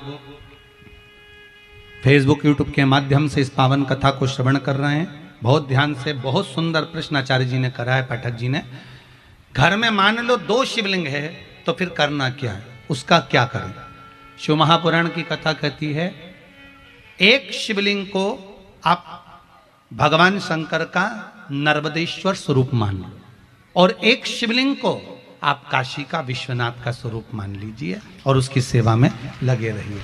इसका मतलब ये नहीं है कि 2 शिवलिंग है तो आप उठाकर उसको पीपल के पेड़ के नीचे रखिए आओ या मंदिर में रखवा दो या कहीं रखवा दो, नहीं। जैसे घर में जो बच्चा रहता है उसको हम किसी को दे नहीं सकते। माँ बड़ा पक्का मन बनाना पड़ता है तब जाकर अपने बच्चे को किसी को देती है, नहीं तो मायके तक छोड़ना पसंद नहीं करती अपनी औलाद को माँ। तो हमारे भगवान को कैसे छोड़ दें? हम हमारे परमात्मा को कैसे छोड़ सकते? नहीं, हम उस परमात्मा को नहीं छोड़ सकते। हम कैसे त्याग दें? शिव महापुराण की कथा कहती है अगर शिवलिंग दो हैं, ठाकुर जी दो हैं, दो गणेश जी हैं आपके घर में, तो इसका मतलब ये नहीं कि आप उठाकर कहीं रख के आ जाओ, उनको छोड़ कर जाओ। नहीं नहीं, अपने घर में रखो, सेवा करो, अर्चना करो। है, हो सकता है बाबा की कृपा है, वंश बढ़ रहा है बाबा का, उसमें कोई दिक्कत। पर हाथ कर कर अगर घर में एक ठाकुर जी हैं तो ज्यादा ठाकुर जी लेकर मत आओ। आपके घर में एक शिवलिंग है, ज्यादा शिवलिंग लेकर मत आओ। बाजार जाते हो, ज्यादा वस्तुएं भगवान के लिए श्रृंगार लाओ, भगवान की सेवा का सामान लाओ, पर ज्यादा भगवान हमको लेकर नहीं। जितना बने उतनी सेवा करो। धन्यवाद पाठक जी, बहुत बहुत साधुवाद। विराज जी बहुत बहुत साधुवाद। आपके प्रश्न से कई लोगों को उसका फल मिला, बहुत बहुत साधुवाद। एक प्रश्न हो रहा है आपका,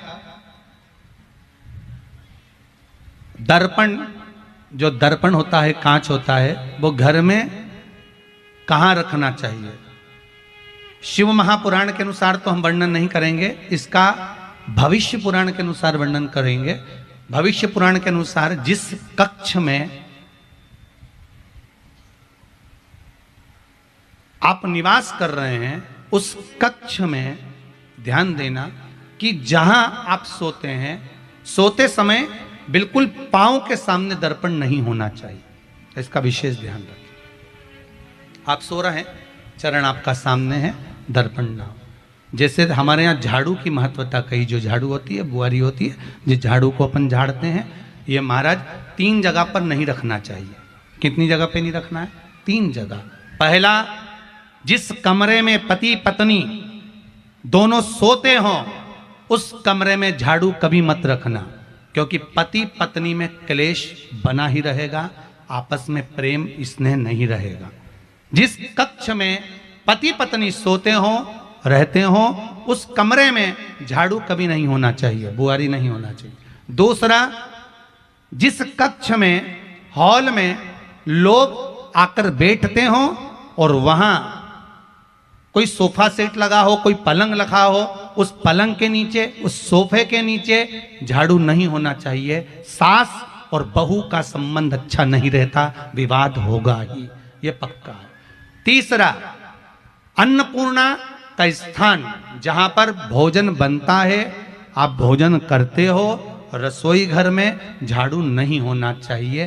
कारण बच्चों में क्रोध आएगा, चिड़चिड़ प्रवृत्ति बनी रहेगी, और बेटा और बेटी संबंध आप करना चाहते हो समाज में, और बच्चे गलत जगह पर संबंध करने के लिए आतुर रहेंगे। इसलिए रसोई घर में बुआरी झाड़ू नहीं होना चाहिए। 3 जगह विराजिए, बैठिए, 3 जगह पर बुआरी करना। कुछ चीजें ऐसी हमारे इसमें भविष्य पुराण के अंतर्गत बड़े बड़े सुंदर भाव वर्णन करें महाराज, उसको समझना है ना, हमारे जीवन में उतारने लायक। कई माताएं कहती है हमारे यहाँ क्लेश बहुत रहता है। क्लेश क्यों रहता है? उसका कारण तुम खुद जानती होगे कि क्लेश क्यों है। और ऐसा नहीं है, आप में से कई माताओं ने अभी जो कथा कही, इसमें आपको लगा होगा कि हम झाड़ू कहाँ रखते हैं, हमारी झाड़ू रखने की जगह कहाँ है, आपको स्मरण होगा, और उसको आप स्वीकार भी करते होंगे भीतर से कि हाँ, हम सास बहू का झगड़ा क्यों हो रहा है, पति पत्नी में प्रेम क्यों नहीं है, बच्चे सुनते क्यों नहीं है। उसका कारण है 3 जगह पर कहीं ना कहीं झाड़ू आप रख रहे हो, ये पक्का है। अब तुम किसी पंडित जी से जाके पूछो साहब मेरे घर में शांति नहीं है, तो पंडित जी ये कहेंगे कि तुमने झाड़ू गलत जगह रखी है। वो तो पाठक जी को धन्यवाद दो कि उन्होंने प्रश्न अच्छा कर लिया और उसमें ये उत्तर निकल गया और प्राप्त हो गया आपको, तो उनको धन्यवाद।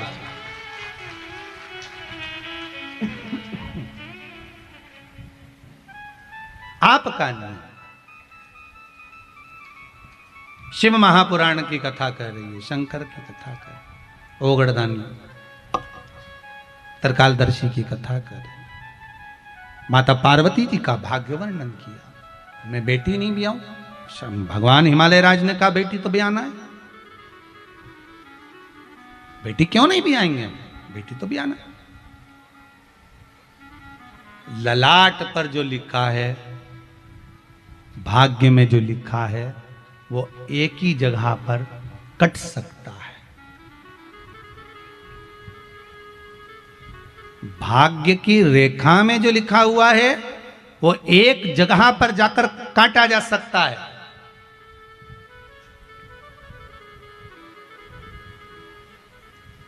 कहा? तो कहा आप शंकर के दरवाजे पर जाओ, शिव की चौखट पर जाओ, शिव महापुराण में जाओ, गुरु के दरवाजे पर जाओ और गुरु के चरणारविंद की रज, गुरु के चरण नहीं, गुरु के चरणारविंद की रज अगर मिल जाए तो जैसे त्रिपुंड लगाते हैं, बस भगवान शंकर के चौखट की रज, शिव के दरवाजे की रज, काशी की रज, उज्जैनी की रज, मेरे वेद्यनाथ बाबा की रज, गंगा की रज मिल जाए, उसको मस्तक पर चढ़ाना है हमको। हमारा भाग्य पलटने में देरी नहीं होगी, उसको चढ़ाना है, लगाना।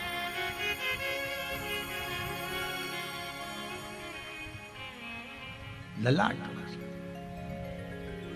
शंभो शरणे पड़ी, मांगू घड़ी रे घड़ी, दुख काटो, दया करी ने दर्शन आपो। ऐ शंकर कृपालु, दया के साथ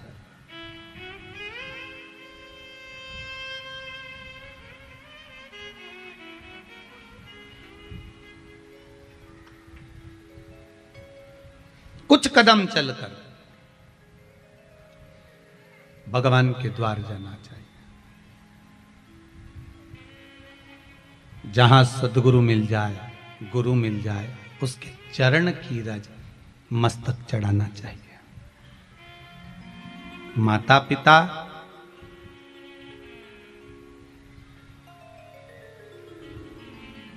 गुरु, परमात्मा, घर के बुजुर्ग, घर के बड़े, इनके चरणों की रज सुख देती है, सुख देती है। इसलिए पहले भी कहा है कि माता पिता के चरणों का एक आनंद ही दूसरा है।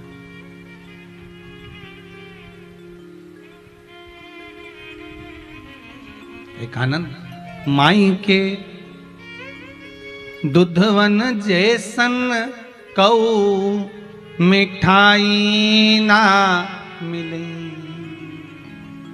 सब कुछ मिल जाता है दुनिया में, पर माई ना मिले। बड़ा मुश्किल से प्राप्त होते हैं माता पिता को, बड़े मुश्किल से। महाराज पार्वती को एक काम कह दिया, हिमालय राज ने कहा चिंता मत करो मैनावती, पार्वती के भाग्य में अगर नग्न वेशधारी है, भस्मी रमाने वाला, जटा जूट बांधने वाला, मृगछाला पहनने वाला है, टेंशन मत लेना। पति अगर ऐसा मिलना है इसके भाग्य में, मिलेगा, पर पति के रूप में भी ऐसा पति मिलना चाहिए कि वो देवाधिदेव महादेव मिलना चाहिए। तो बात ऐसे वर को क्या वरूं जो जन्मे और मर जाए, वर बनूं मेरा सांवरा तो मेरा चूड़ा अमर हो जाए। जो बार बार जन्मे फिर मरे, फिर जन्म, फिर मरण, फिर जन्म, फिर मरण, तो ऐसा वर क्या वरना मुझे, मैं नहीं वरूं ऐसा वर।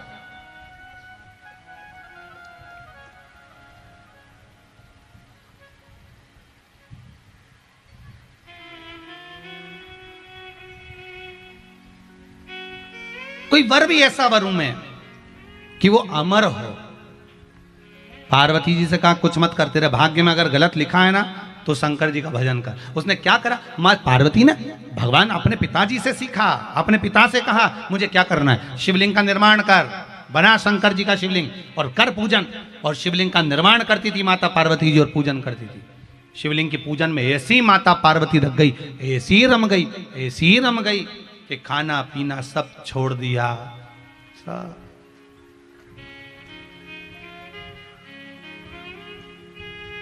कुछ भी नहीं खा रही पी रही। पार्वती जी का व्रत था, खाना पीना सब छोड़ दिया था, कुछ नहीं खाती थी, फिर भी चुप रहती थी। जिस दिन आपका व्रत रहता है, जिस दिन आप कुछ नहीं खाते हो, उस दिन पति के आधे से ज्यादा प्राण खा जाते हो। कितनी बार फोन लगा रही हूं, बाजार से थोड़ा सा केले ले आना, फोन ही नहीं उठा रहे हो। तो पति ने पूछा आज केले काय के लिए चाहिए? मालूम नहीं है, आज मेरा एकादशी का व्रत है, आज मेरा व्रत है। पति भी आया बेचारा, केले लेकर आया, पत्नी से कहा ले कुछ खाएगी नहीं? क्यों? आज मेरी एकादशी है। अच्छा, तो कुछ भी नहीं खाएगी? नहीं, सवेरे मैंने 2 गिलास दूध में बादाम डाल के ले लिया। अच्छा, कितनी बजे लिया था? सवेरे 8 बजे लिया था। अच्छा, और अभी तो 11 बज रही, फिर अभी तो मैंने साबूदाने की खिचड़ी खा ली इतनी। अच्छा, और फिर दोपहर में कुछ नहीं, मैंने राजगिरे के आटे का हलवा बनाया है और थोड़ी राजगिरे की पूड़ी, आलू की सब्जी और पपीता रखा है, वो खा लूंगी। फिर ये केले काय को बुलवाए? शाम को 4 बजे खाऊंगी। फिर रात को मैंने एक काम करा है, 5 किलो दूध मंगवा के उसकी रबड़ी बना के और उसको में अच्छा मखाना डाल के, इलायची डाल के रात को वो, तो इतनी सी रबड़ी से तेरा काम चल जाएगा? नहीं, मैंने थोड़ी चिप्स वेपर्स भी बुलवाई है, थोड़ी चिप्स तली है, वो खा लो। इतने में पति भी हाथ जोड़ के बोला तेरे जैसा व्रत तो दुनिया में शेर घाटी में कोई नहीं कर सकता, तेरे बराबर व्रत नहीं कर सकता। कौन करे इतना भारी व्रत? गजब गजब।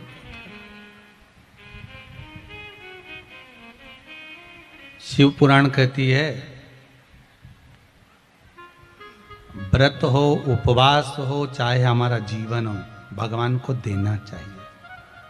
फूल जैसा होता ना, फूल देखा, जब पुष्प बंद रहता है, कली रहता है, फूल जब कली के रूप में रहती है, तब उसको भगवान को देते हैं क्या? जम के बोलो, नहीं।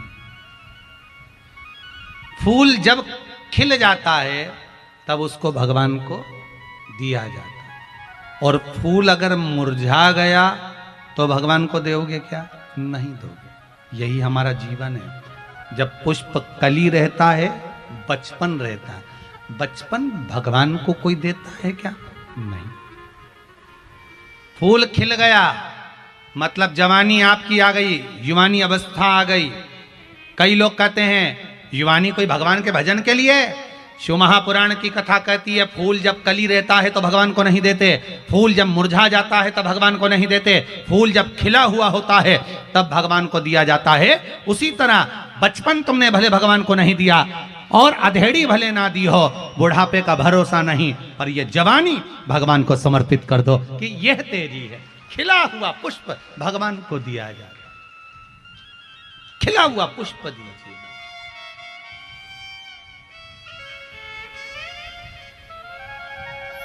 पर हमारी आदत बुरी है ना, सबसे बेकार आदत तो हमारी है। घर में सबसे पहली रोटी किसकी बनती है? जम के बोलो जल्दी से, हैं? आवाज नहीं आई, जरा दमदारी से बोलो।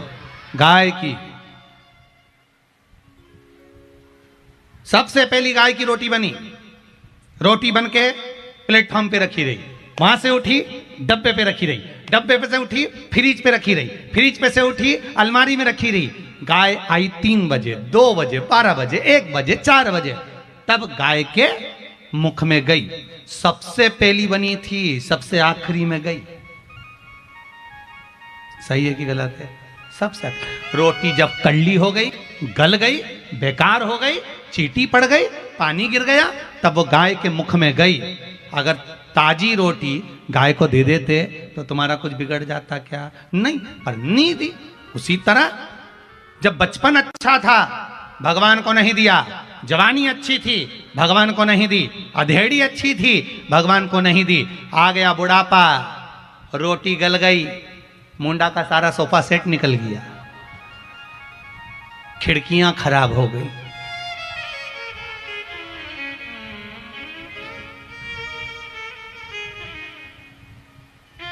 पूरा शरीर, पूरा शरीर। अब क्या कह रही? बेटा मुझे शिव पुराण में ले चल। आजकल के बच्चे कुत्तों को घुमाना पसंद करे, पर बुढ़ा बुढ़ी को नहीं। कौन घुमाए तुमको? कौन ले जाए? आज की औलाद कुत्तों को घुमाना पसंद करे, पर बूढ़े बूढ़ी को नहीं ले जाए। कौन ले जाए इनको?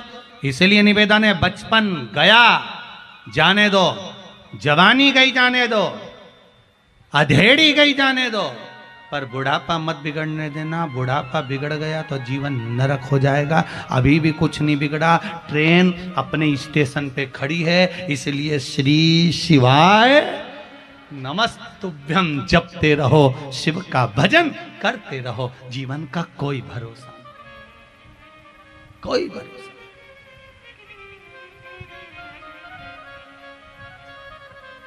क्या भरोसा है इसका? साथ देती नहीं ये किसी का, क्या भरोसा है इस जिंदगी का, क्या भरोसा है इस जिंदगी का, क्या भरोसा है इस जिंदगी का। भजन करो,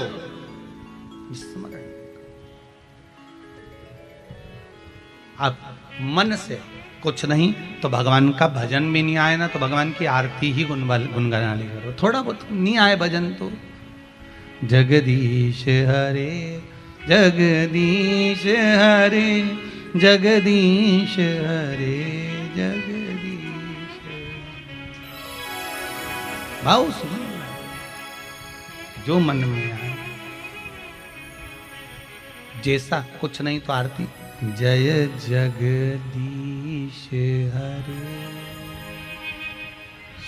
स्वामी जय जगदीश हरे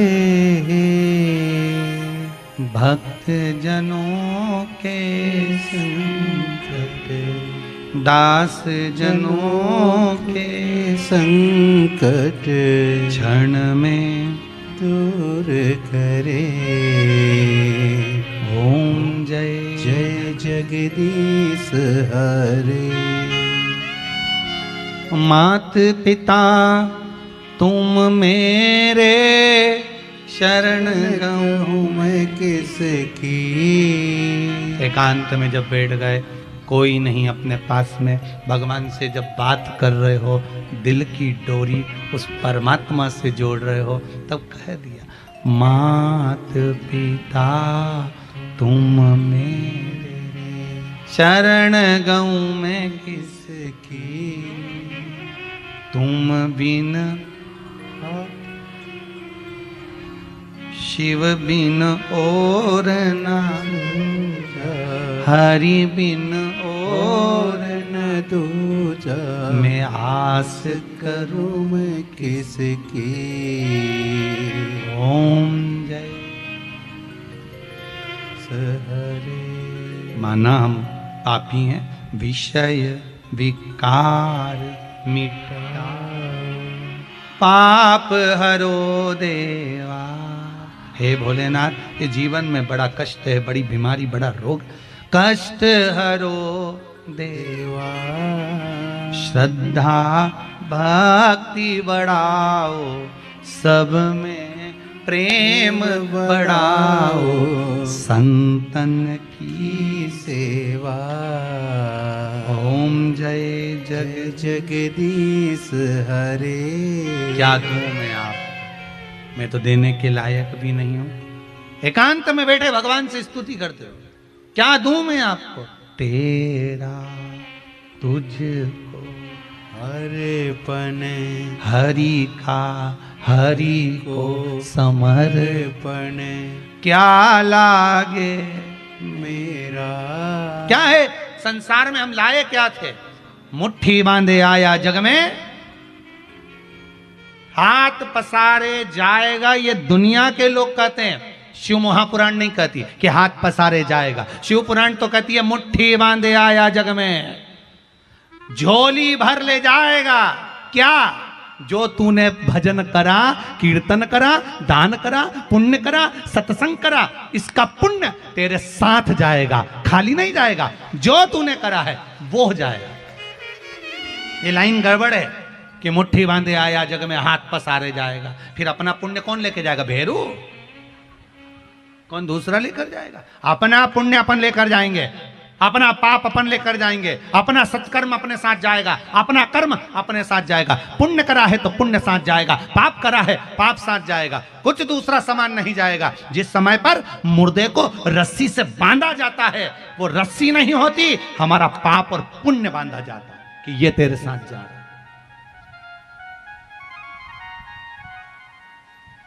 पाप और पुण्य बांधा जाता है, ये तेरे साथ जा रहा है। तेरा करा गया दान, तेरा करा गया सत्कर्म, तेरा करा गया पुण्य तेरे साथ में जा रहा है, कोई दूसरा नहीं, तेरा करा। पार्वती मैया ने तब साधना कर कर शिव जी को प्राप्त कर लिया। शंकर भगवान ने परीक्षा ली, बार बार परीक्षा ली, पार्वती सब परीक्षा में पास हो गई। आता है जीवन में, हारना मती। किसी एग्जाम में बैठ रहे हो, कंपटीशन एग्जाम में बैठ रहे हो, किसी परीक्षा में बैठ रहे हो, हारना मती। एक बार हार गए, दूसरी बार हार गए, तीसरी बार शंकर भगवान पर विश्वास करना। कच्चा दूध लेना गाय का, थोड़ी सी काली मिर्च उसमें मिला लेना, शिव जी को समर्पित करना, एक लोटा पानी चढ़ाना, अपना नाम गोत्र बोलकर शिव जी से विनती कर कर एग्जाम में बैठ जाना, बाबा पास कर देगा, पक्का है। उस पर विश्वास रख कर जाना, उस पर भरोसा रख कर जाना। करो भगवान का एक क्रम, अपने जीवन में उतारो।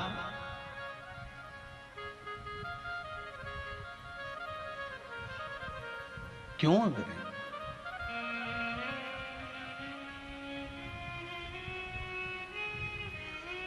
भगवान से विनती करो, निवेदन करो, अर्चना करो, चाकरी करो, शिव की स्तुति करो। महाराज पार्वती मैया नहीं आ रही, आखिरी में भगवान शंकर मिले, शिव जी मिले। ऐसा नहीं कि शिव नहीं मिले, आप हिम्मत मत हारो, मिलेगा मेरा भोलानाथ। बस उसको पाना एक लक्ष्य तक। काहे बटोरे कंकर पत्थर, जब हीरा मिला कोहिनूर। भजन करो भोला मिलेगा जरूर, वो मिलेगा जरूर। ऐसा नहीं हो सकता कि नहीं मिलेगा। उसको प्राप्ति करने का एक साधन हमारे पास में होना चाहिए। मिलेगा, क्यों नहीं मिलेगा? एक बालक ने लिखा है, ब्राह्मण का बालक है, 18 वर्ष की आयु है। गुरुदेव मैं कुछ आपसे सीखना। बिल्कुल आओ, कुछ पूछना है आपको, मना नहीं है। उसने नाम तो नहीं लिखा है, पर लिखा है कि व्हाट्सएप पे मैंने लिख के डाला भी है, पर बेटा व्हाट्सएप हम नहीं चलाते, वो व्हाट्सएप जो है ऑफिस में लिख के डाला होगा, तो ऑफिस में पहुंचा होगा, वहाँ से सूचना हमारे पास नहीं आती। आप आकाश जी या आशीष जी यहाँ पर आए हुए हैं, आप उनको अपना नंबर देना, और कुछ बात करना है तो आशीष जी आकाश जी से कर लेना, वो आपको मिलवा देंगे, कोई दिक्कत नहीं।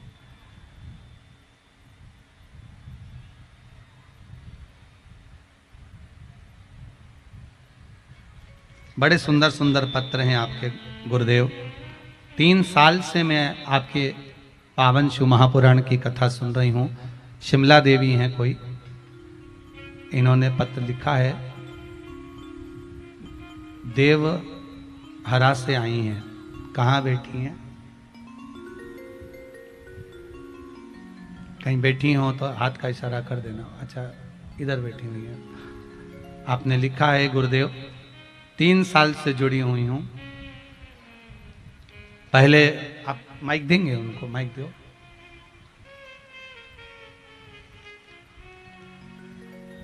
माइक को चाहिए। पहले स्वास्थ्य तबीयत बहुत खराब रहती थी, ठीक नहीं रहती थी। अब बाबा की ऐसी कृपा है गुरुदेव कि एकदम ठीक हूँ और बाबा ने सब कृपा कर रखी है, कोई चीज की मुझे कमी नहीं। श्री शिवाय नमस्तुभ्यम। दीदी कहाँ से आए हुए हैं आप? देवहरा, यहाँ देवहरा से आई हूँ, भाई बुलाए हैं। अच्छा जी। यहाँ भाई नहीं, मायका है मेरा। माइक पास में लो। मायके है यहाँ मेरा जी जी। क्या नाम है आपका दीदी? शिमला दी जी। आपने लिखा है 3 साल से कथा सुन रहे हैं, अब सब ठीक है? बाबा की कृपा है। अब मार्च से तो एकदम रेगुलर सुन रहे बाबा। अच्छा, मार्च से एकदम रेगुलर मेरा आपका आ रहा है कथा और रेगुलर सुन रहे। खाना नहीं बनाते लेकिन कथा सुनते हैं। हम सबको बोल देते हैं कि हम खाना नहीं बनाएंगे, बाबा जी को कथा सुनेंगे हम। बाबा की और कृपा सब मेरे का शांत रहते बाबा, और सब जुड़ गए हैं, बच्चा पति हर कोई जुड़ गए जी आपके जी। साथ। आपकी तबीयत ठीक है अब? जी, आप एकदम दिन भर सोए हुए रहते थे बाबा, जी। लेकिन आपका एकदम बिल्कुल नहीं सोते हैं। बाबा की कृपा। श्री शिवाय नमस्तुभ्यम। नमस्तुभ्यम। बैठिए बैठिए। बहुत सुंदर भाव आपका, भाव से आनंद से। भगवान ओघड़ दानी है, त्रिकालदर्शी मेरा शिव मेरा कैलाशी है। भाव आपका हो, निर्मलता।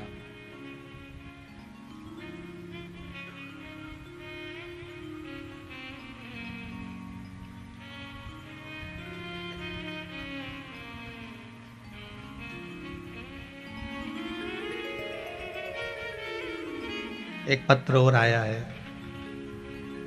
रोशन कुमार जी मधेपुरा जिला से आए हैं। कहाँ पर हैं रोशन कुमार जी? वो पीछे है, माइक लेकर जाइए। देखो बाबा के भगत कितने, और बाबा ने कितनी कृपा कर रखी है।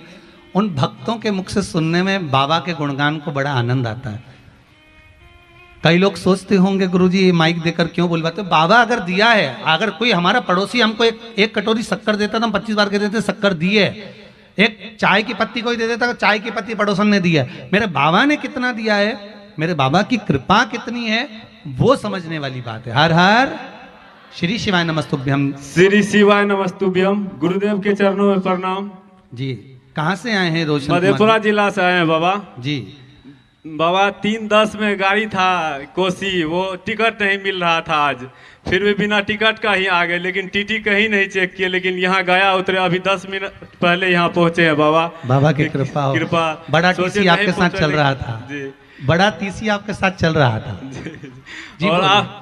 आपका कथा गुरुदेव हम मोबाइल पे एनी टाइम सुनते रहते। एक मेरा छोटा सा दुकान है, उस पे सबको घर में आदत लगा दी है सुनने का, और जब से सुने हैं पूरा एनर्जी भर गया। जो भी काम नहीं होने का वो भी हो जाता है। हो जाता है ना जी। बस बाबा की कृपा। आपने लिखा है बाबा ने दुकान मकान। और बगल में हम अपने कलानंद बाबा हैं, साथ में इनको भी लाए हैं। बगल में मेरा शिव मंदिर है सिंहेश्वर नाथ का, वहाँ रोज हम 4:30 बजे मंदिर पहुँच जाते हैं प्रत्येक दिन बाबा।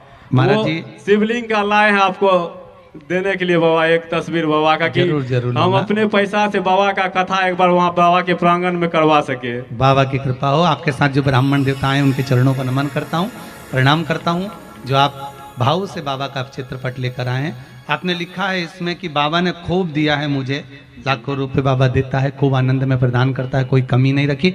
मेरा बाबा ऐसा ही भंडार भरे। जी बाबा, 5 साल में बाबा ने 2200 रुपया का हम नौकरी करते थे, जो अभी लगभग 10 लाख का जमीन, 15 लाख का घर और 5 लाख का कार और 10 लाख का दुकान अपना हो गया। जय हो जय हो। बस यही बाबा की कृपा हो। कहाँ 2200 रुपये महीना की नौकरी थी और कहाँ बाबा ने सब कुछ दिया। विनती कर कर जाना, कथा में आयो ना, मैंने फिर कहा है शेर घाटी वालों के तो भाग्य हैं। अगर ये 7 दिन शिव महापुराण की कथा में आकर बैठ गए और दिल से मांग लिया, 3 महीने बाद बाबा क्या क्या देगा ये तो बाबा ही जान सकता है। उसका विश्वास पूर्ण रखिएगा, बस भरोसा दृढ़ रखिएगा। विराजिए। श्री शिवाय नमस्तुभ्यम। श्री शिवाय मैं नमस्तुभ्यम। चित्र- हर हर महादेव। कथा के बाद में चित्र आपसे लेता हूं। श्री शिवाय नमस्तुभ्यम। हर हर महादेव। शिव कृपा होती है ऐसी है। भगवान ओघड़दानी है, त्रिकालदर्शी कैलाशी मेरा शंभु। माता पार्वती मैया ने भगवान शंकर की आराधना करी, इतना भाव से आराधना मां जगतजननी पार्वती करी है कि शिव उनको प्राप्त हो, शिव मिल गए। और काहे बटोरे कंकर पत्थर, जब हीरा मिला कोई नूर, भजन करो भोला मिलेगा जरूर। वो मिलता जरूर है। हमारे हृदय से, हमारी चित्त से, हमारी वृत्ति से हम जिस भाव से भगवान को रिझाने का प्रयास करेंगे, शिव हमारे सम्मुख में होगा, शंकर हमारे सामने होगा। दिखता नहीं है वो। फिर वही वाली बात हो गई महाराज,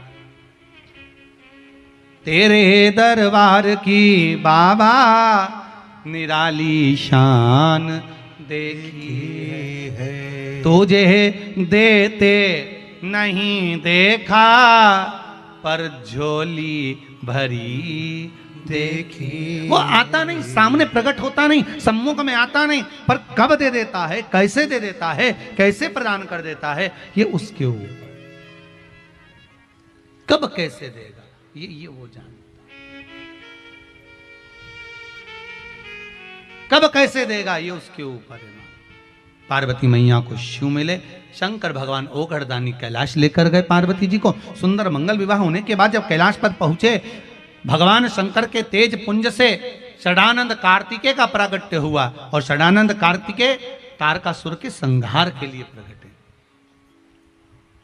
तारकासुर के संहार के लिए प्रकटे, माता पिता के उद्धार के लिए, माता पिता को परमात्मा की शरणागति का सुख देने के लिए, माता पिता को जीवन में सुख प्रदान करने के लिए बेटे का जन्म होता है।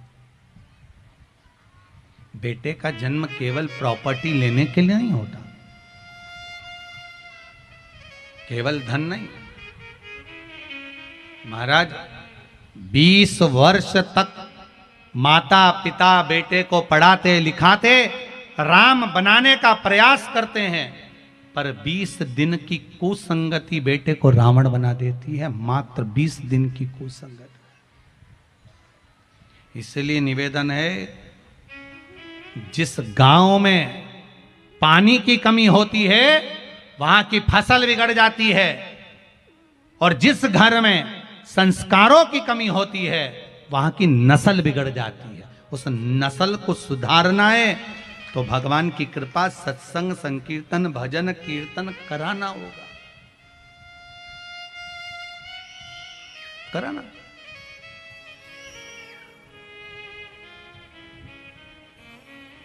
सत्संग में लग जाओ, भजन में लग जाओ।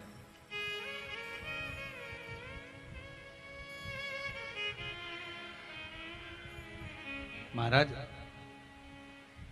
ये जो तालाब में, कुएं में, बावड़ी में, जल में छोटी छोटी मछलियां होती हैं ना, जिन मछलियों को आप लोग देखते होंगे, दर्शन करते होंगे, यहां तक शास्त्र कहता है कि घर में जब आप थोड़ा सा समय मिल जाए, फ्री हो जाएं, समय मिले, शाम का समय हो, थोड़ा सा आटे का भाग ले गए, थोड़ा थोड़ा सा तुनका उन मछलियों को भी दे दिया जाए, तो भी व्यक्ति के जीवन के रोग समाप्त हो जाते हैं, रोग समाप्त हो जाते हैं। एक और बात बहुत ध्यान देना, जिनको श्वास की दमे की, दमा चलता हो, श्वास चलता हो, दमे की, श्वास की जिनको ज्यादा तकलीफ रहती है, उनको मछली को दाना जरूर देना चाहिए, जरूर देना चाहिए। 2 भाग ध्यान रखिए श्वास और दमे वालों के लिए। एक, कभी बेलपत्री के पेड़ के नीचे या पीपल के पेड़ के नीचे जाओ, थोड़ा सा आटा सेक लो, उसमें शक्कर मिला लो, डब्बी में रख लो, श्वास दमे वाले को वो आटा उठाकर अपना नाम गोत्र बोलकर पीपल के पेड़ के नीचे डाल दो, चींटियों के लिए। थोड़ा सा भाग चींटियों के। और एक कभी मौका मिल जाए, हफ्ते में, 2 हफ्ते में, महीने भर में एक बार मछली का दाना अवश्य दी। थोड़ा सा आटा ले गए, थोड़ा तोड़ के देते गए, अपना नाम गोत्र बोलकर उसको देते जाओ।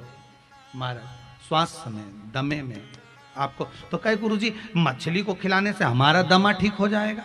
हाँ, कई लोगों का दम भी निकल जाता है, कंजूस होए तो, कि भाई तक क्यों खिलाएं, मछली को क्यों खिलाएं, चींटी को क्यों खिलाएं। हो सके कई कई कंजूस रहे होने तो उनका मन नहीं लगे, हो सके। पर देने में उसका सुख प्राप्त होता है, एक आनंद प्राप्त।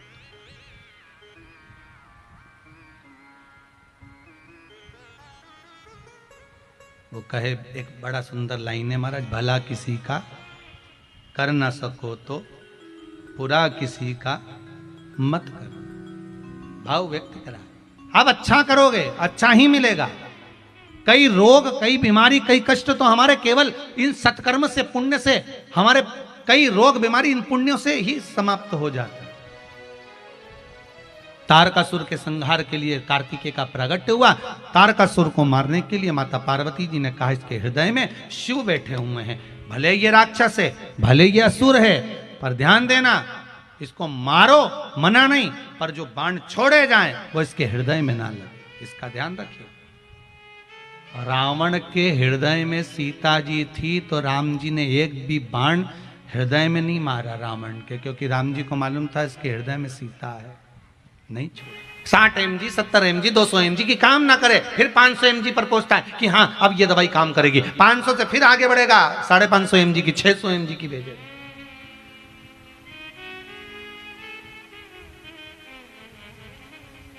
जब ये काम ना करे तब तब दिया जाता। उस मंत्र का प्रयोग करो, जपो, और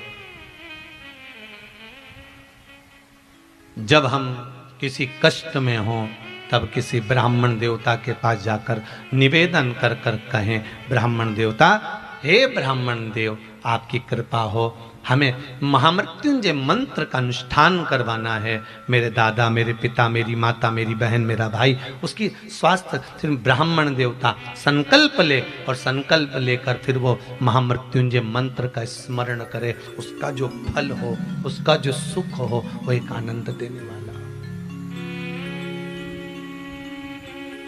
उसका एक आनंद है।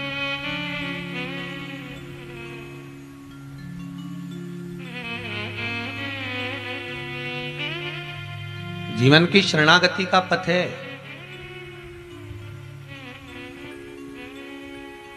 सुख देने वाला, आनंद देने वाला। आज शिव महापुराण की कथा कर रही है।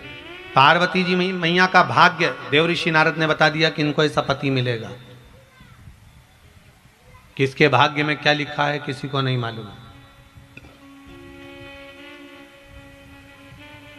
एक पत्नी ने अपने पति से कहा, सुनो, तुम मां बैठ कर सारी दुनिया के लोगों को इतना इतना पैसा दान देते हो, तुम्हारी बेटी दुखी है, तुम्हारी बेटी का भाग्य में कुछ नहीं लिखा, उसका पति बेचारा कुछ नहीं करता, रोता रहता दिन भर बैठकर, मेरी बेटी रोती रहती है, तुम दुनिया भर में इतनी कथा सत्संग करा रहे हो, अपनी बेटी को थोड़ा दान नहीं कर सकते?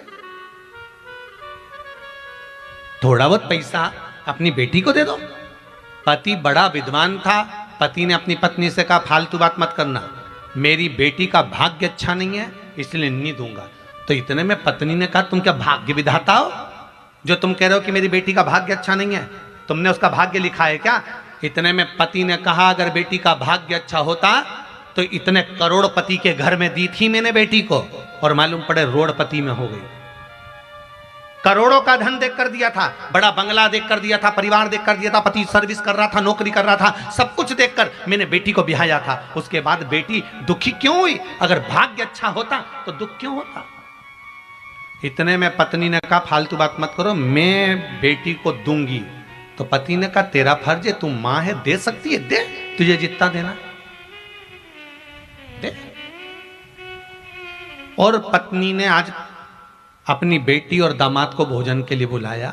बेटी तो नहीं आई, दामाद भोजन करने आया, और पत्नी ने क्या करा कि लड्डू बनाए तिल के, और तिल के लड्डू बनाकर उस लड्डू में सोने की गिन्नियां फंसा दी, सोने के सिक्के फंसा दिए, सोने की गिन्नियां फंसाई, डब्बे में भर दिया, और जमाई से कहा भोजन करने के बाद, ये डब्बा ले जाओ, इस डब्बे को मेरी बेटी को दे देना। जमाई साहब, हो माँ, अगर मैं बता कर दूंगी तो जमाई लेगा कि नहीं लेगा? उसको बुरा लगेगा कि मेरी सास ने बता मुझे सोना दे दिया, उसको बुरा लगेगा कि जैसे हम भिखारी हों। तो उसने लड्डू के अंदर सोने की गिन्नियां फंसा कर दे दी।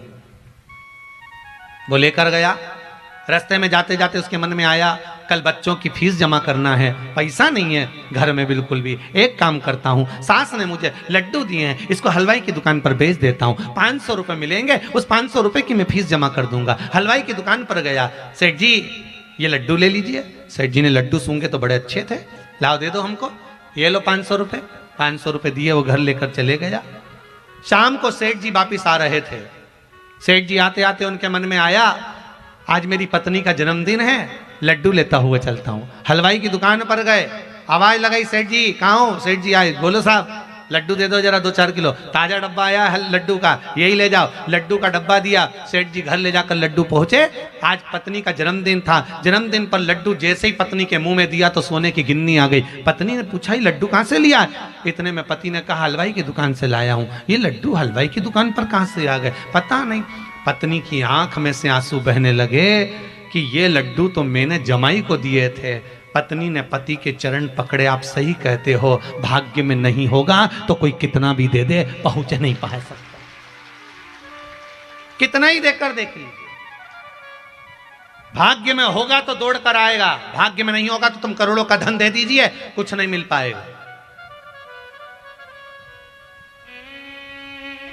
कितना झगड़ा कर कर